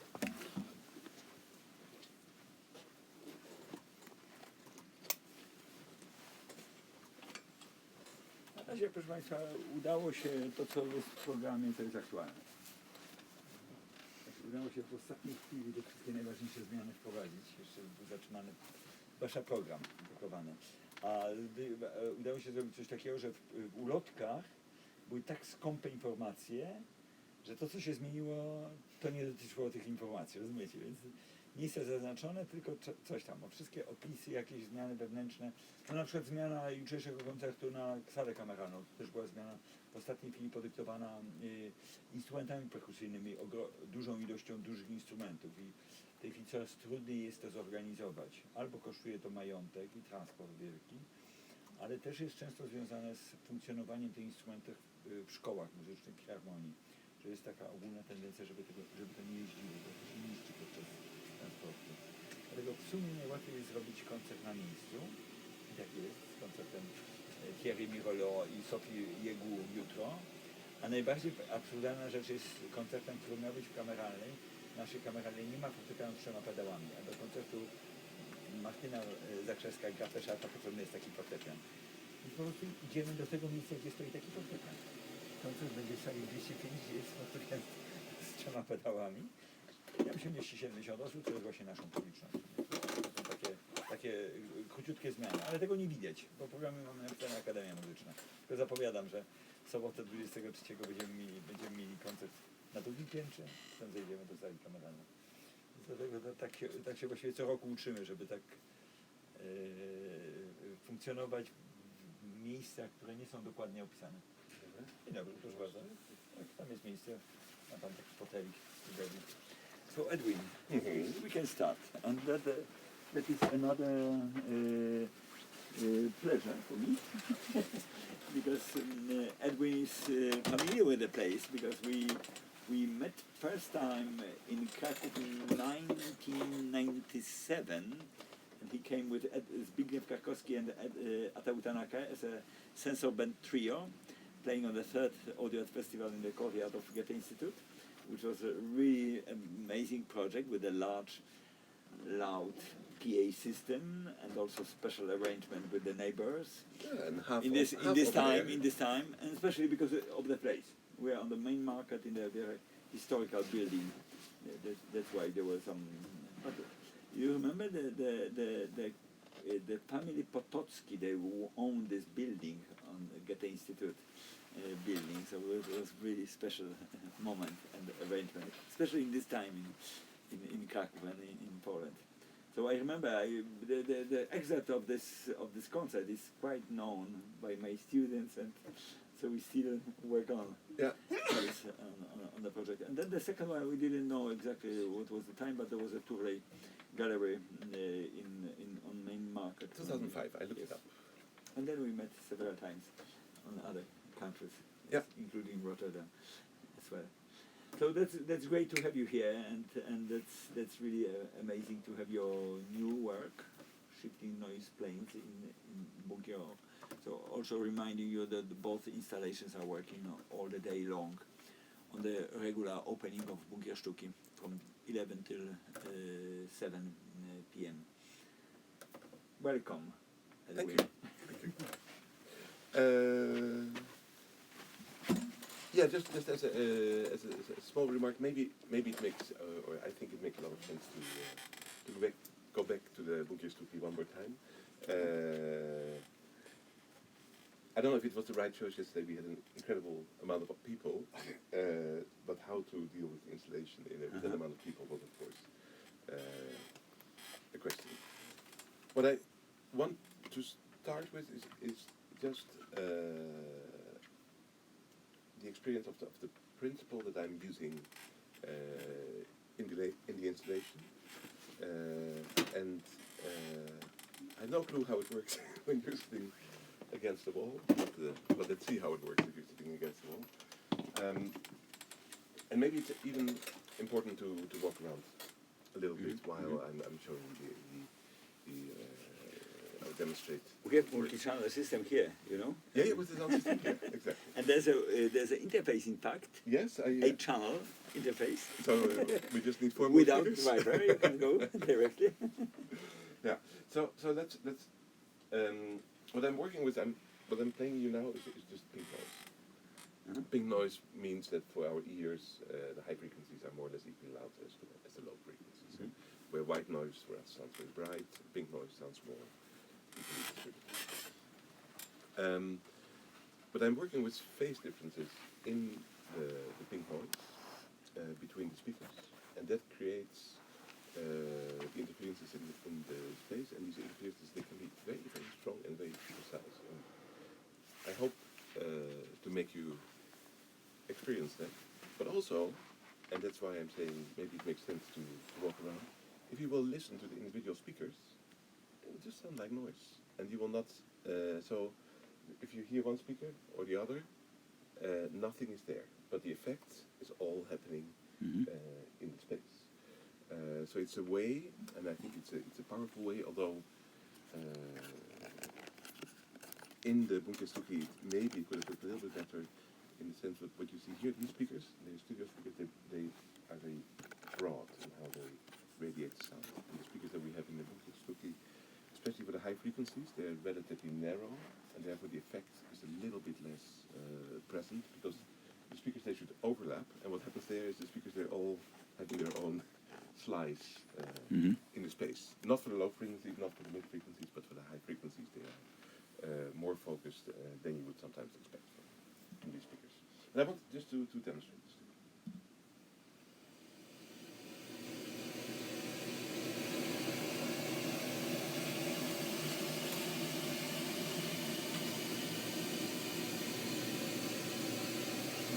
So at least for me it works well here, but I don't know how it works. Different. I would say come a bit to the front. Or just stand up and listen to what happens.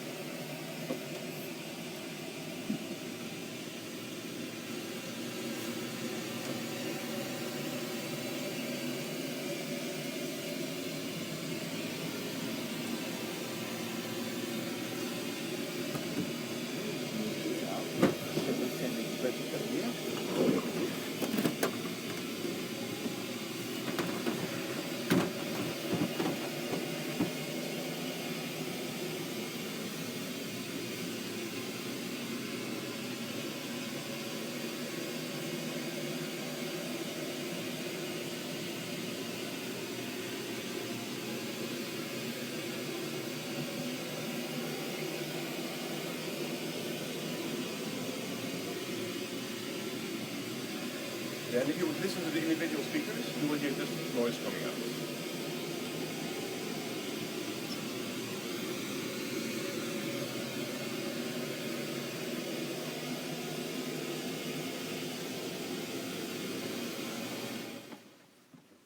Is it clear?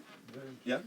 Yeah, and so the very strange thing is, so I mean, when so it's another approach to using with sound in space. And then what's often used, because what's often used, penning is being used. If you think about electronics and metrology, it's a fancy penning technique, but there's nothing magic about it. Here we cannot really pinpoint what happens, so we cannot use the finger and say the sound is here or the sound is there. But at the same time, it really does address ourselves. And bring it around for the webcam. I thought you wanted to put the camera on top. Yeah, at the same time, it feels as if it gets very close to us. And that's a feeling that we don't get so often, that sound from speakers is often there. And here we get something that starts to address the people in the space.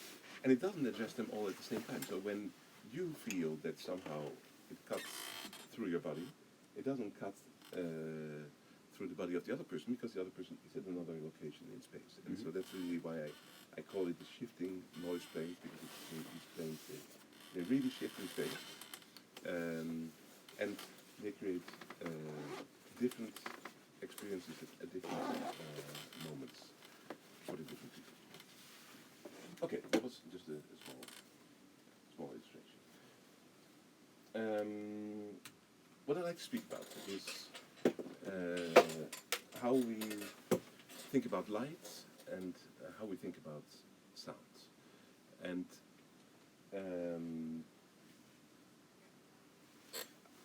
I personally very often make the mistake that I think we can see light as waves, sound is always seen as waves, and yeah, that means that, okay, light can also behave as particles, but it should mean that, yeah, we deal with them and we experience them more or less in the same way. But actually we don't. And a very simple difference between sound and light is that if we think about sound, we keep on focusing and associating what we hear, associating or relating what we hear to the sound source. So I'm speaking here, I'm the source, and sure, you're listening to me, and it's all, we hear the acoustics of the space, so my sound is reflecting into space. A lot of things are happening in between me producing the sound and you receiving the sound, but you localize the sound, you hear me, the source, moving or being present at a particular position in space. And the acoustics are very important. We get a sense of the space, but all the acoustics that we hear, they are, what we hear happening in space are related to the source. Now if we go to light, that's very different. We see each other here, it's a bit dark now, but I don't even know where the light comes from. I mean, sure, I know the light comes from the window, but I have no clue what the source of the light is. Yeah, so if we, and you are not producing light, you are reflecting the light. And so the object, what the objects are doing, is similar to, or more similar to, the acoustics in sound, the wall reflecting the sound, but the wall not being the source of the sound. But the funny thing in light is that our focus is not always, but often is not on the source of the light, but it's on the reflection of the light.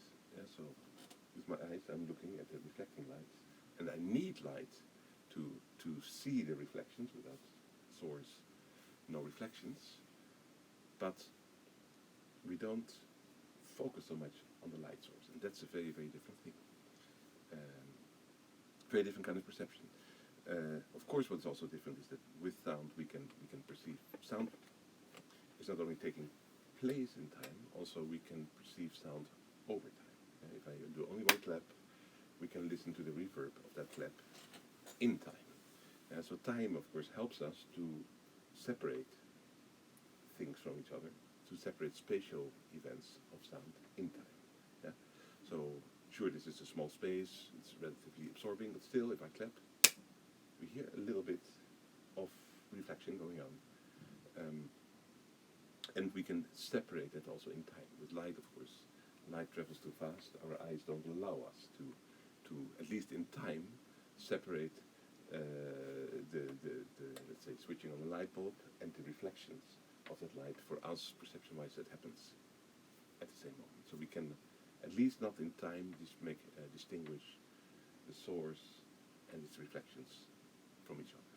With sound, we can. Depends on. I mean, a short reflection is something that we perceive more as part of the sound, when the reflection takes longer, we start to perceive an echo, and we can hear the echo coming back. But anyway, we still separate source. We always separate source and reflections from each other. And so it's just an observation that I started to have. It's an observation that I started to partially also address in my work, and maybe I was also making mistakes in my work where I wanted light to behave like sound, and maybe sometimes it didn't. Maybe I thought, okay, it will behave the same because I have a lot of experience in sound. I know what sound does. Light will do the same. Sometimes not. So I'm going to tell you about a couple of perspectives on sound and light. Speed of Sound is the work that I made in Berlin, in what is called the Große Wasserspeicher. Wasserspeicher is a water storage building. It's not used for water storage anymore. And here we see a top view. We see the 4 rings around each other, and there's even an outer ring. I'm not going to speak about that one. It's called the Kammergang, but we see 4 rings around each other. And I was asked to make a piece for Is this in Berlin? This is in Berlin. Zico. Yeah, so it was part of the Singapore was using it for multiple years to do their exhibitions. Singapore now currently doesn't have a fixed location, but for example before this they were using the Parochialkirche, which was a beautiful church with multiple rooms and staircases and corridors, but a big church, but also other spaces around it. And from this Parochialkirche they moved to Singapore. This work is a work that I made in 2007. So I was asked to make a work for this space, and of course, if you make a new work, especially for a space like this, it's very important to do a location visit. And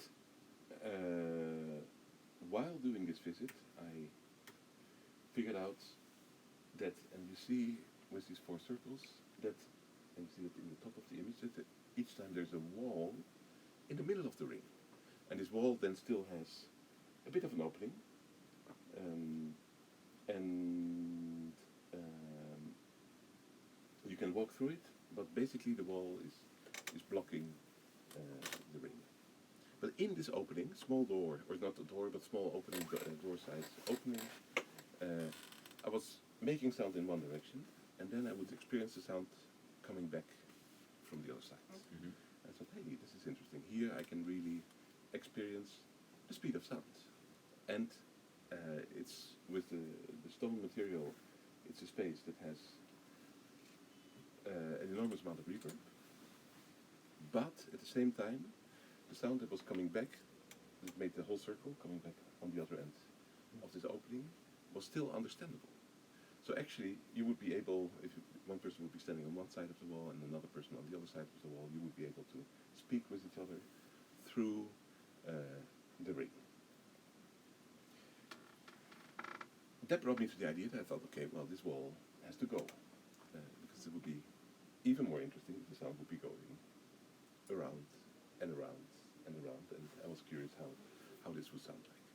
Of course, I could not propose them to remove that particular wall, but what I did is to place a speaker on one side of the wall and a microphone on the other side of the wall, so that at least for one direction, still it's a pure simplification of the idea, but that the sound would be picked up on one side, reproduced on the other side, and that way the sound will be able to go around and around and around in the ring. By doing that, of course, I would be able to modify the gain, so amplify it or make it softer. And if you start to do that very quickly, you will also start to play with the resonances of the room, because in a sense you create feedback in the space. In the work, what I found interesting is so I wanted to stay very close with this principle. And I thought, okay, what else would I need in order to make a piece that transforms, that takes the people in it, but at the same time really builds upon these principles? I'm not going to make a special composition for this hall. It's not going to be a concert. It's going to be an installation. Every sound that the audience makes is anyway present of the work, so it's better to incorporate the sounds, especially because of the long reverb, than making something differently. And I thought, okay, what else would be interesting? Well, what would I need?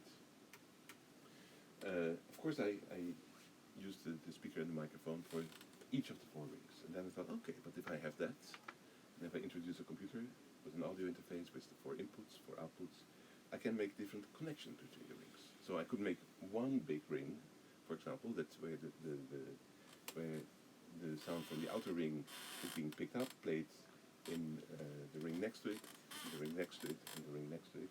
So step by step, all the rings are interconnected, and then it goes back to the outer ring. So I would make a longer one. And these connections, they can be changing in time. So it's not a composition in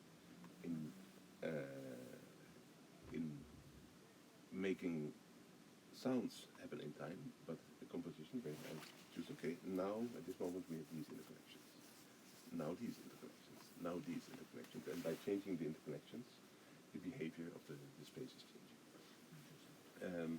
I went a bit further than that, but so building upon these ideas of what is already there, what principles are in a way already at play, I decided that I wanted to also be able to delay the sound, and by that pretend that the ring would even be longer than it actually is. And I added one more thing, and that is to be able to do a frequency shift in the sound. That would mean that if the sound is being picked up, each time it's played back a little bit higher or a little bit lower. And for example, I would make interconnections between one ring and the neighboring ring, where the sound from in one ring is being played a little bit higher in the neighboring ring, and the sound from that neighboring ring is then played a bit lower again in the other ring, so playing between the 2 rings. What made me think about this principle, it's also a principle that is used against feedback. Yeah, so in already in the early age of amplification, when you would have a speaker and a microphone, very easily, especially if you have an omnidirectional microphone, omnidirectional speaker, you would very easily get feedback. And one trick to avoid feedback a little bit is actually to introduce this very, very tiny frequency shift. By doing this, I have an incredible amount of possibilities already, still without generating any sound myself. The sound is coming from the space itself, it's being picked up, and I, in a sense, develop different parameters for these transformations. So at different moments in time, different interconnections between the rings, at different moments in time, different delay times, and different moments in time, different frequency shifts. Nothing more. That's the piece that I made. And then I thought, do I really not want to produce any sound? I thought, no, on the one hand, absolutely not. But what I want is that the system of what is happening is being revealed itself at a particular moment to the audience. And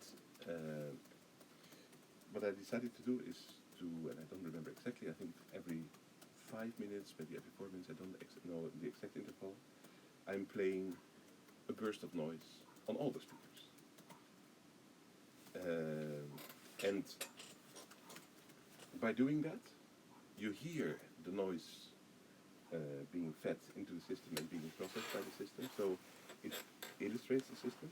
But especially there, why did I choose noise? I didn't want to be the composer that makes the magical composition. It's the transformation that is the work. It's the process and how things transform that is the work. So if I would make a beautiful composition, even if it would be for a short moment, I would see it as not my role because I was aiming for something else. I had one other reason for adding this noise to it, and the other reason is that I thought that it's interesting as a kind of clock, that people, wherever they are, let's say different people, or a group of people goes in, they move through the building, that they can say, and then I heard this noise, and they can speak about it amongst each other, so they can use it as a time reference, say then this happened, and then that happened, and then that and that happened. So that they have although they are at different locations in the building, that they have something shared that happens to all of them at the same time, as a kind of clock. What I'm going to do is I'm going to play you part of the recording, then I'm going to tell you how this working with sound brought me to an idea of how to work with light in space.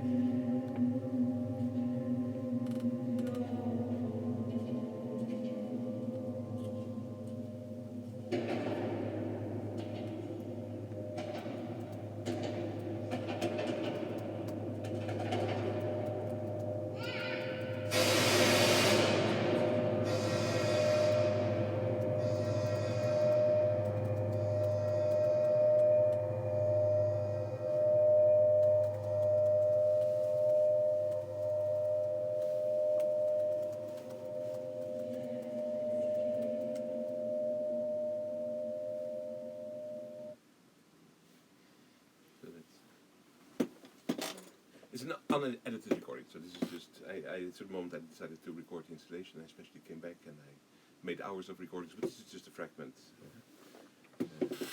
without any editing. Any questions about what you hear?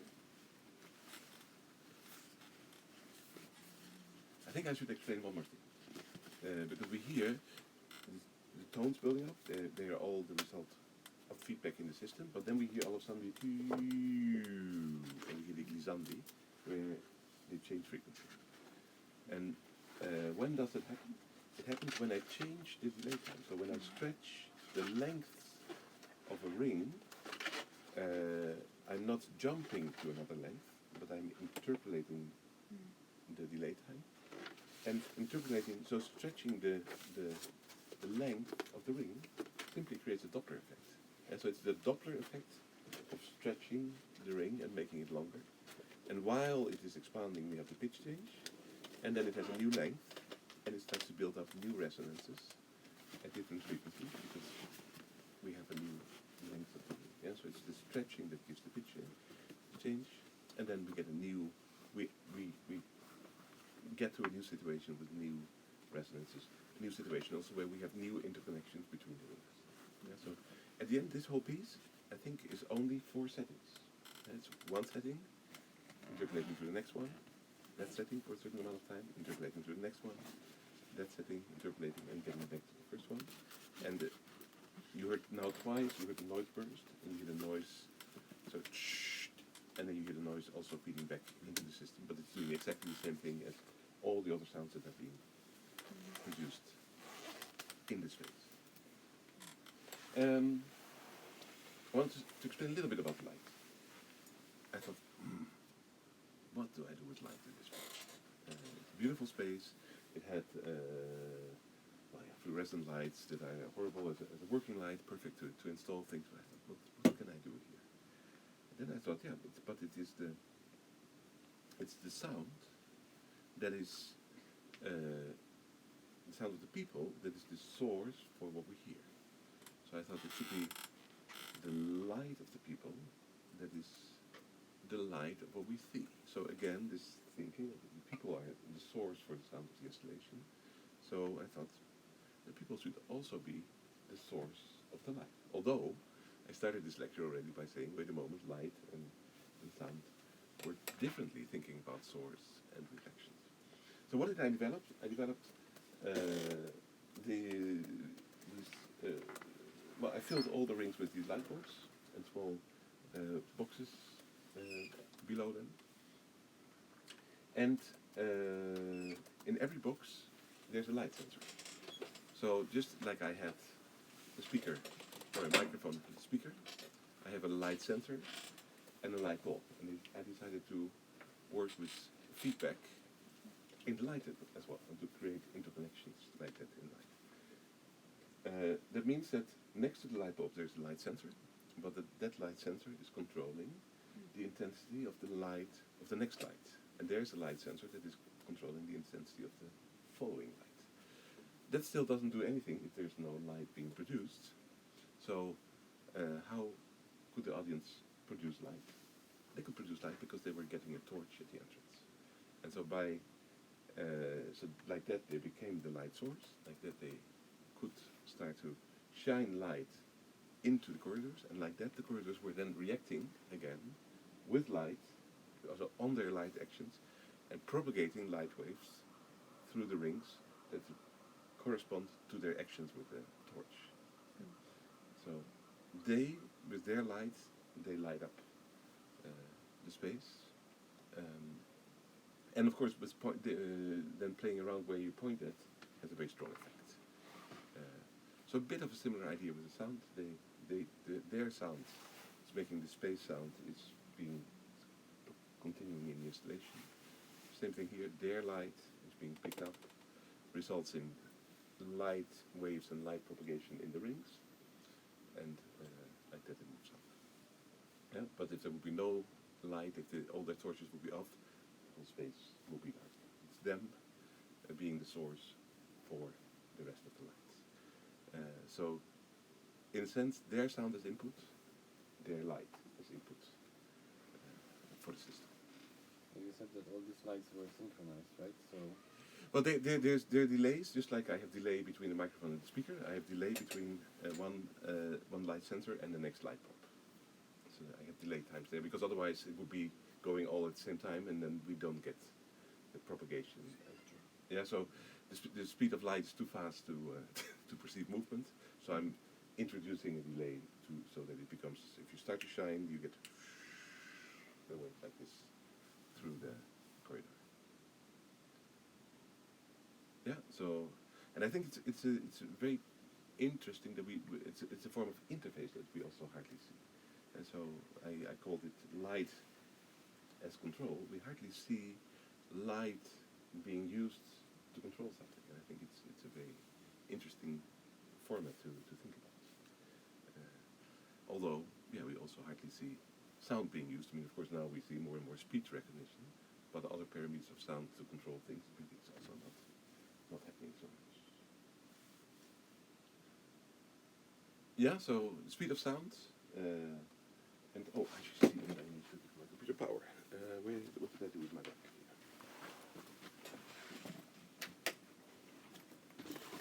Thank you. Let's see.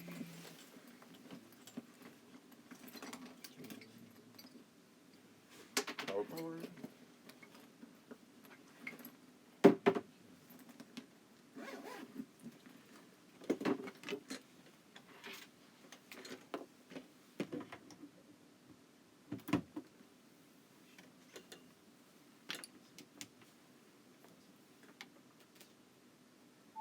I made it.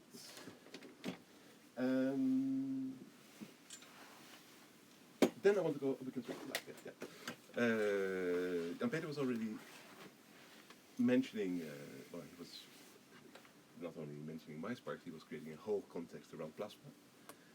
And we've been having quite a bit of discussions about the same fascination of the spark producing sounds. And Jan-Peter already explained that I'm saying with sparks, light and sound are one. Well, we already learned it's much more than that even. But in my context of say, thinking about light and sound, I thought to make a similar point and showing that same fascination. It's like, yeah, it's very interesting. We don't have many examples where the light is not only a light source but also a sound source, or where a sound source is also a light source. I have not been developing plasma speakers. What I developed for the Evolving Spark Network is a grid of spark gaps, and I build up in the video once they look like this. This photo is, you can already see it with the ghostly images of the people. It has an exposure time of multiple seconds, so this could be, I don't exactly know, but let's say this is an exposure time of maybe 10 or 20 seconds. So these sparks are not continuous. In that sense, it's not plasma either, it's just a spark. But the sparks, they are so strong that they sound like this, or even maybe, doesn't sound so good in this space, but yeah, so it's really a loud clap, and it's maybe even a touch louder than the sound that I'm currently producing with my hand. So it's a single discharge,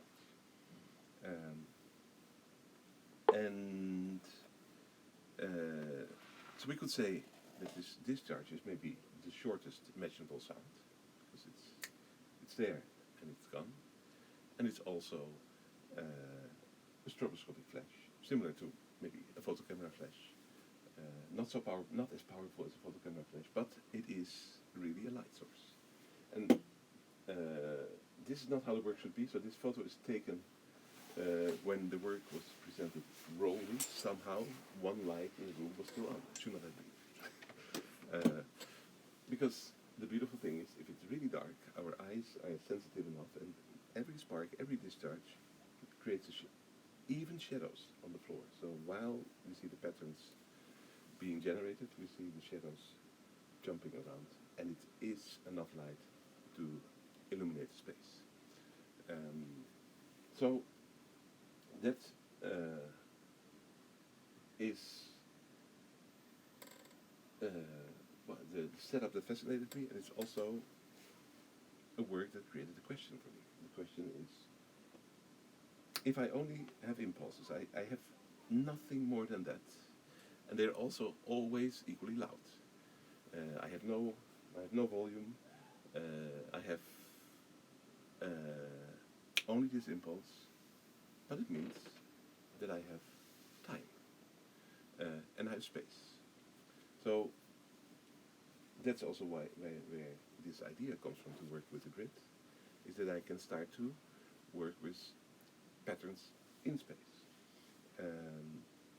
The circuits that I developed, so that it's fully custom developed circuit, are fast. Fast in the sense that they're very precise, so I can really to the well, more precise than a millisecond, so really to audio, with audio precision I can tell the spark fire now. So I can work with very, very precise timing between the sparks. And they are relatively fast that I develop them, that they can, for short moments, they can fire up to 50 times per second. Not too long.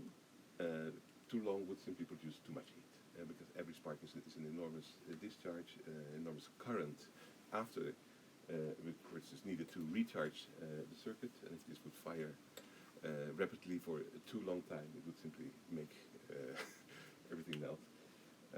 But for a couple of seconds it can go up to 50 times per second, which also means it can produce tones. 50 hertz is a tone in our hearing. We have this transition around 20 hertz when we go from a rhythmical structure to perceiving pitches. The energy, just like Jan-Peter was saying, is in the high frequency area. So if it produces 50 hertz, we hear, of course, mainly the overtones. We don't hear a deep bass. It cannot produce a deep bass. We would need proper coupling in order to do that. So maybe it would be possible to make a horn connection to get a bit of better coupling, but that is something that I absolutely didn't want to do. It is this principle that is creating the challenge for me to think about, okay, what kind of content can I create? Working with time differences means that I can work with spatialization, because one of the aspects of spatialization, if I have two things happening at the same time, a sound coming from two speakers, and I work with slight delay times, we hear the origin of the sound change. So I can work with spatialization. Another perspective is that I can imagine that the first spark is, let's say, the sound source, but why would I not imagine that what the other sparks are doing are acoustical reflections of the first source? So then I can think about, and it's again we were speaking about source reflection, I can imitate acoustics by the patterns that I create in the grid. So it is not only a spatial structure for sound sources, but a sound reflection is, in a sense, the sound from the source with a certain delay.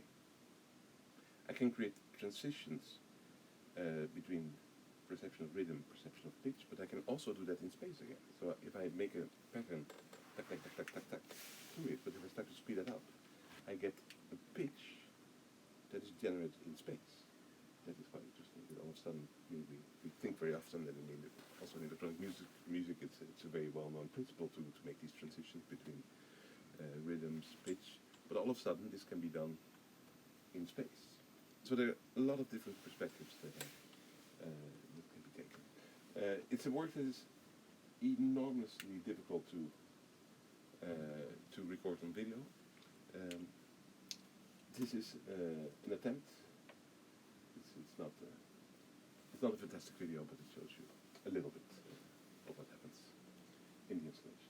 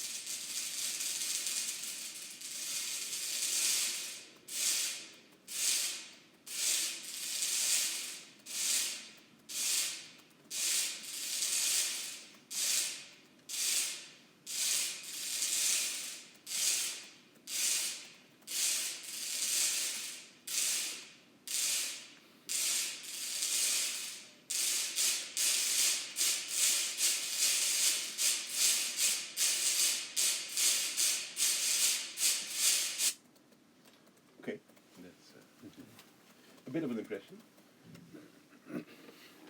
Any questions about this? I have a question because I didn't really get it. Like, why are there different frequencies in the sounds? Like sometimes there's like a lot of motion, a lot of movement, a lot of interference, and sometimes it's like almost nothing going on, and you could still see that there were not so many people. Or is it about the people that are there? No. It doesn't have anything to do with the people. Yeah. Now I've been experimenting with different forms of interaction, but I think if you make an interactive work, if that's your question, I think interaction has to either the audience should not be aware of it at all, and you can take certain things into account, or it has to be very precise. And I think in an interactive work it's very important that you feel a very direct form of control, and that would be very, very difficult in this work to sense the people so precisely, and there are very, very few works that I've seen where, especially if you have multiple people, how do you deal with them? How do you make them feel that they're really a part of the work? Yeah? So you could say that, if we would call the speed of sound, so the installation that we saw in the Wassersprache, if we would call that interactive, I would not necessarily call that an interactive work.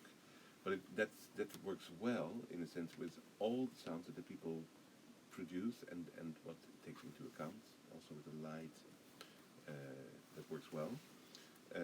With the Evolving Spark Network, I've experimented a bit with that, but it's an approach that, because it could be interesting to have the energy of the people as an input to what happens, but very, very difficult to solve. And if it doesn't work properly, it doesn't make sense to go that direction. So this is composed content. It's not, and I use a generative approach to compose the content. So I make different systems for how it behaves and what I can do with it. So I'm not making a score for every individual spark. I create a system over that, but it's composed content. The other question you had is what about this rhythm? So we have transitions in our perception where if we have two sounds, where we hear them as one sound, or whether it starts to have a spatial effect, we have another transition where it becomes rhythmical. So depending on the speed of propagation in the grids, I can create a pitch, for example, by just doing rk, and all of a sudden we hear a tone, although if I would do that same pattern a bit slower, it would be tick, tick, tick, tick, tick, it would be a rhythm. So I can, for example, play with these transformations. You could control the speed of it. Of course, it's an important part of what's going on. And in a sense, the way I approach the installation is I see it as a two-dimensional space, and the events are propagating with different speeds from different origins through that two-dimensional space. So I'm playing with how we perceive behavior, spatial propagation in the two-dimensional space, and I'm playing with how we perceive that as sound, and I'm also playing with how we perceive it as light, of course. Yeah. And when do we start to? So if we don't hear that in this recording, but for example, we heard moments where they do tuck, tuck, tuck. They seem to do the same thing, but they don't do the same thing. There are minimal time differences, where yes, time-wise we perceive one event, but it's coming a fraction of a second earlier out of one spark than the other, and then by repeating that we start to even hear that move and shift in the space. So it's not doing pak pak pak, doing the same thing. No, it's playing with minimal differences that have a very strong perceptual effect. It's stuff that I cannot play on the stereo recorder.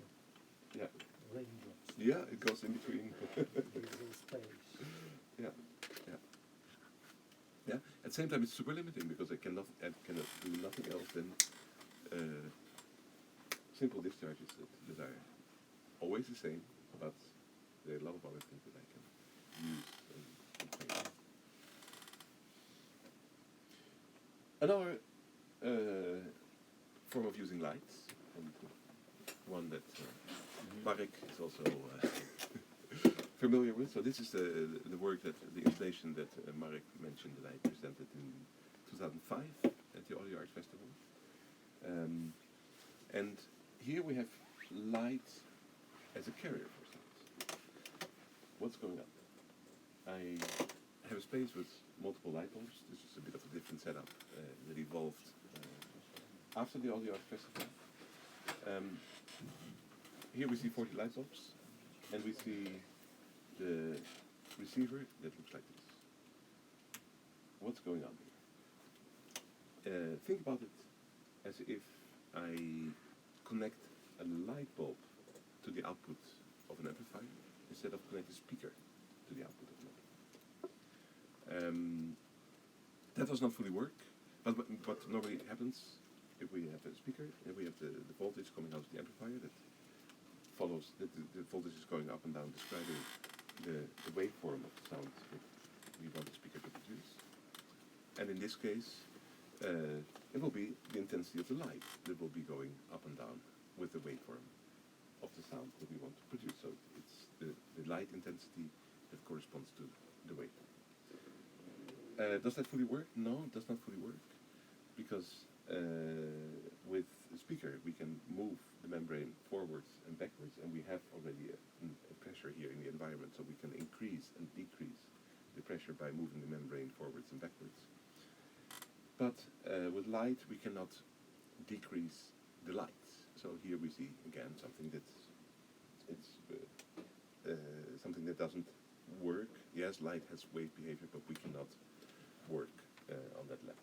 So just like we have already the environmental pressure here in the air, and I can increase and decrease the pressure with moving the membrane of the speaker forwards and backwards, I decided to make the light glow a little bit, and then I can increase and decrease the brightness of the light. So there's always a bit of light, and from there it increases and decreases and describes the sound. Here we have another image.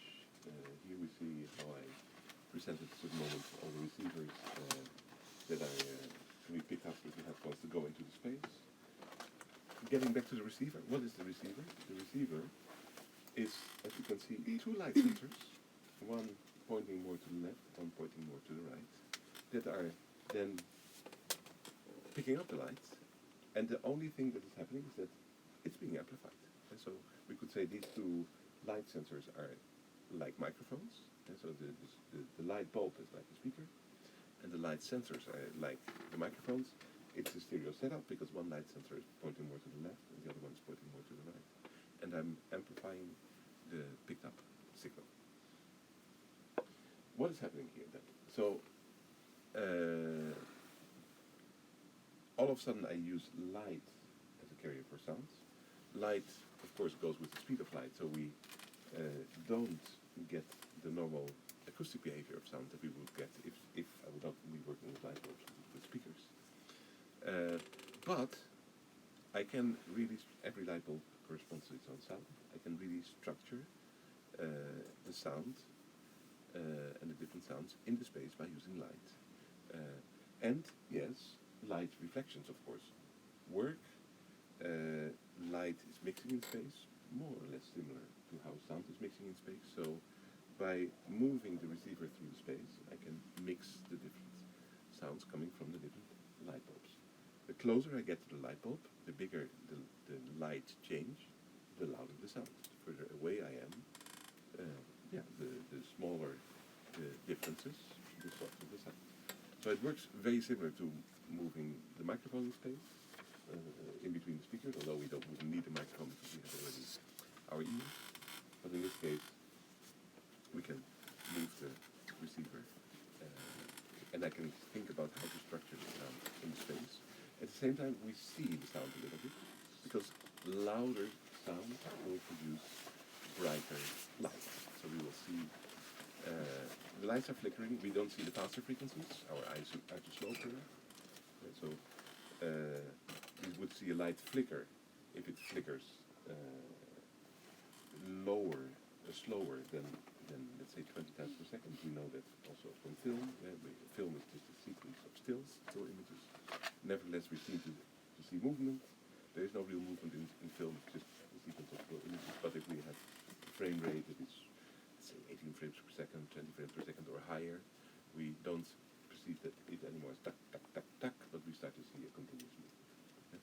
So that means here, in the brightness of the lights, we see the rhythmical structures in the sound, the tones that we, from about 20 hertz, we start to hear tones.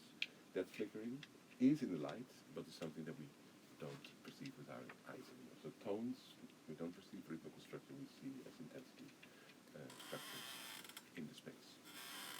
The light is reflecting in the space as well, because there are walls. That means that we can also pick up reflections, and I can really create a space, shape a space that is meant to be explored by the artist. What was the name of the gallery here, Marek? Pardon? What was the name of the gallery where the work was shown? Oh, there are 3 letters. Ah, okay. I can check it out. The gallery doesn't exist No, anymore. like modulated. I think it was just the acronym of the phenomena. Yeah.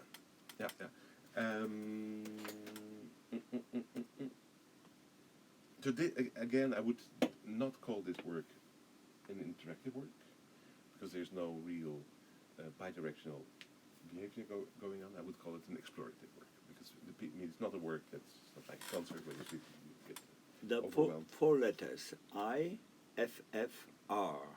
No, that is not the gallery. That is IFFR is the International Film Festival Rotterdam. How it happens? Wait a minute, I have a program note. Yeah. Yeah? Sound Maybe modulated. maybe it's a coincidence. Yeah. Maybe. Yeah. But it is a work that needs to be explored by the people, and if you make a work that needs to be explored, of course, I think in any kind of work you have to. It's totally fine that you demand certain things from the audience, but you also have to. It has to be rewarding in the sense that you discover things, you find combinations that are interesting, you discover the behavior of the installation. And I had a funny problem that I think is interesting to speak about. I had a problem that, the only thing that the audience can do, we can see here we have the volume knob, and we have the on-off switch, so they can switch on and off the receiver, and they can control the volume. And controlling the volume I think is interesting, because if you can, for example, stand far away from the lights, and then in order to hear what happens, you have to open the volume a bit more, just to hear properly how a lot of light bulbs are mixing together. And when you get closer to the light, it gets so loud that you really want to lower the volume a bit. But what I saw happening sometimes with some people is that they thought, okay, I just have to hold the receiver in front of the light bulb. So they were getting very, very close to the light bulb, meaning closing the volume very much, meaning missing the sound in between, not picking up anything because of having such a low volume that they would not pick up the sound from the light bulbs. They would just be 1 meter away, and then they would get sound again at the next light bulb. So they would hear one sound, the next sound, the next sound, without Losing the 3-dimensionality. exactly the whole idea of being able to mix the different sounds in space depending on your position. So I thought, that's not good. And it's not that everybody did it, but I saw that 10-15% of people were acting like this and not discovering the other possibility of mixing the sound in space. And then I changed the receiver. Very simple change. Volume up was still there, but I simply didn't make it go all the way down anymore. So it had a minimum volume. That's where you would still get close to the lights, but not as close as this anymore, because that would be too loud. And thereby always having at least a bit of mixing, showing the effect to the people, making them aware of it, and then, of course, they would behave in a different way, and it would all discover the mixing from the beginning and play around with it. It's interesting how, and and even in this case, not I would not call it interaction, but exploration. You have to steer the people. The work has to make the people do what you want them to do. And of course, there's an enormous amount of freedom in this work for them to explore a lot of different things. But it's the work that has to be clear. And if the work is not clear, it doesn't do what it should do. So it's an interesting change that I had to make, or decided to make, and to create a more clear form of interaction, or a more clear form of exploration. Can I ask a Yeah. technical question? Yeah, of course. So Yeah. for the amplifying, you just use like a regular audio amplifier? No, because a regular audio amplifier cannot give this offset. So I designed my own amplifiers, but it's not a very special circuit. That where I can give this offset. So you could say it's a normal audio amplifier, but I give an offset, so it produces. It has an output between 0 and I think about 12 volts, and I give it an offset of about 4 volts, where the lights glow a little bit, and from there you get the light. You could probably also use an audio amplifier and add a power supply in series to the output to give a bit of offset. But I decided to build my own amplifiers. Yeah, but it's nothing magical. It's just it's an amplifier that what is called can deal with the offset. So it's a DC coupled amplifier. So the not only AC is alternating, so any sound is basically AC. What I'm doing is I'm also giving an offset. That would be an offset. We can see it as a 0 hertz frequency. It's normally not produced by the amplifier.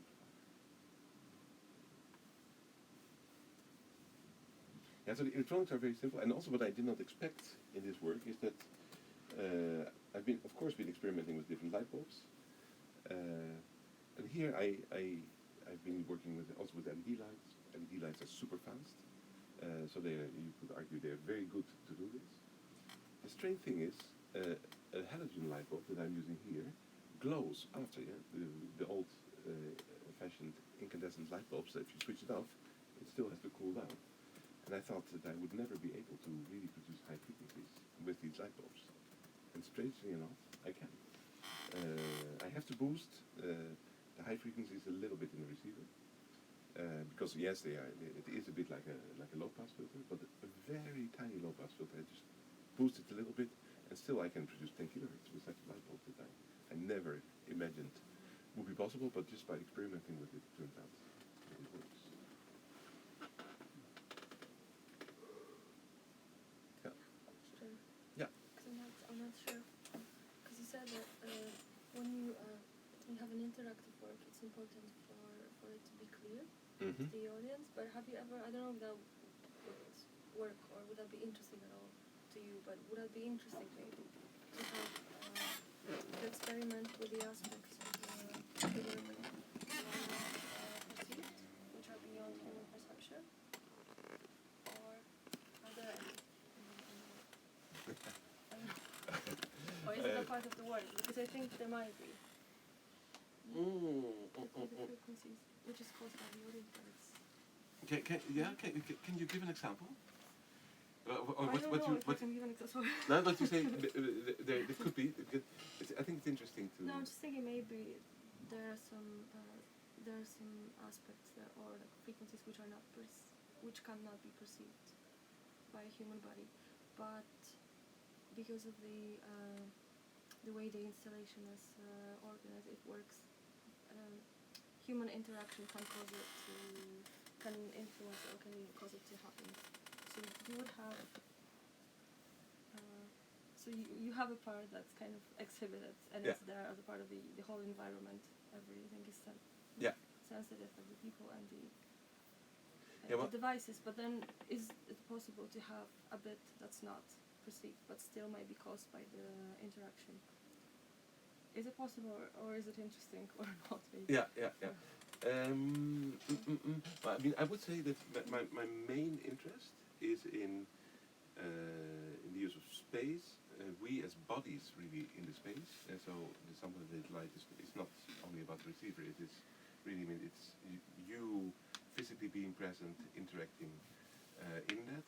I am very interested in works, and we could say that also the example that is in my installation here now, and the noise example that I was showing you in the beginning here is about playing with the perception of the people, or maybe even taking a slightly more extreme perspective, is seeing the people as instruments that can be played. So that is we think of normally about musical instruments and they are being performed, but you could say that partially with my work, I'm seeing the people as instruments, and I'm performing the people, but in a context of space, in the context of I like group interaction. I like how people can share experiences. And so my works are not meant to be single person experiences. It does incorporate the social aspect. You come together with someone, you go to an exhibition. How does that work? What do you experience individually? How do they interact together? What do they share? What do they not share? How do they discover things? These are all important aspects.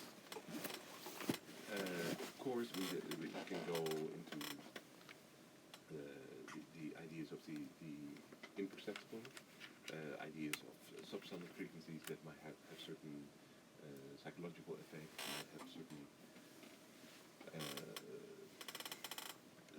there's even the whole direction of manipulating people with things that we might not know or might not perceive. I honestly think that these effects are absolutely not so strong. For example, by accident, I made an installation. It's a wall of speakers,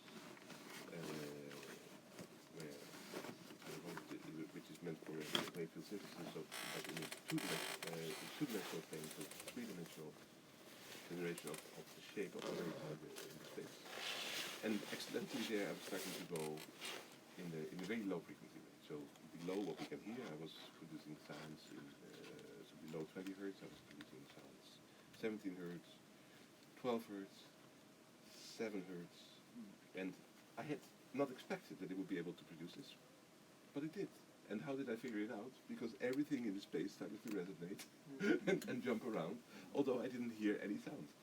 And then I saw that the windows of my studio, they were vibrating like crazy. So I was producing an enormously strong subsonic frequency, where my windows were really moving 5 millimeters forwards and backwards, where there was no perceptible audible sound coming from the speakers. Yeah, and for example, so I don't know if you mean that direction, but I believe very much in the unexpected. But I think in order to create the unexpected, you have to stage it. You have to create space for it, and also you have to create the proper conditions for it. And so it's a kind of state of mind also. I mean, I think you all know probably the word serendipity, that you look for one thing, but by doing an experiment and trying to discover one thing, you discover something else. But the only way to discover that other thing is by having an open mindset, by not being obsessed by what you want to achieve, but by all the time being open to see what is happening. So sure, you have one thing in mind, but while you have this one thing in mind, you are open-minded, you reflect upon what's happening, and that means that all of a sudden you can discover side streets that you would never have discovered otherwise.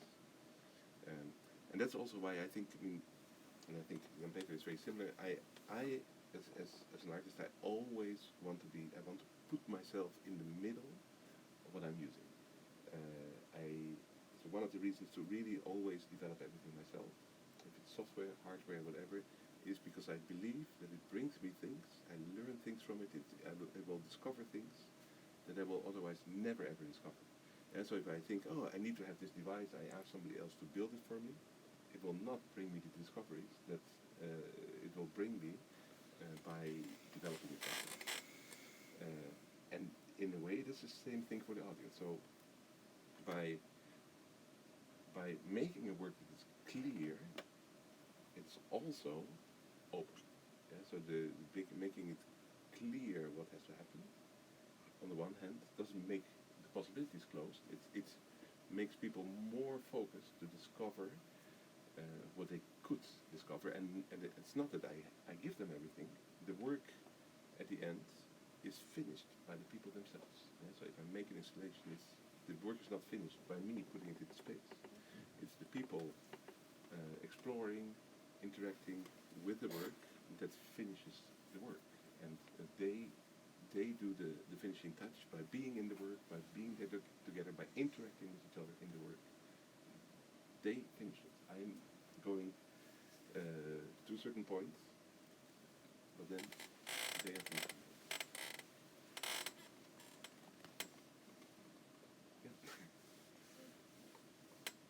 Okay, I think it's exactly 3 o'clock and I have to run Yes. to the airport. Thank you. Thank you very much. Thank you.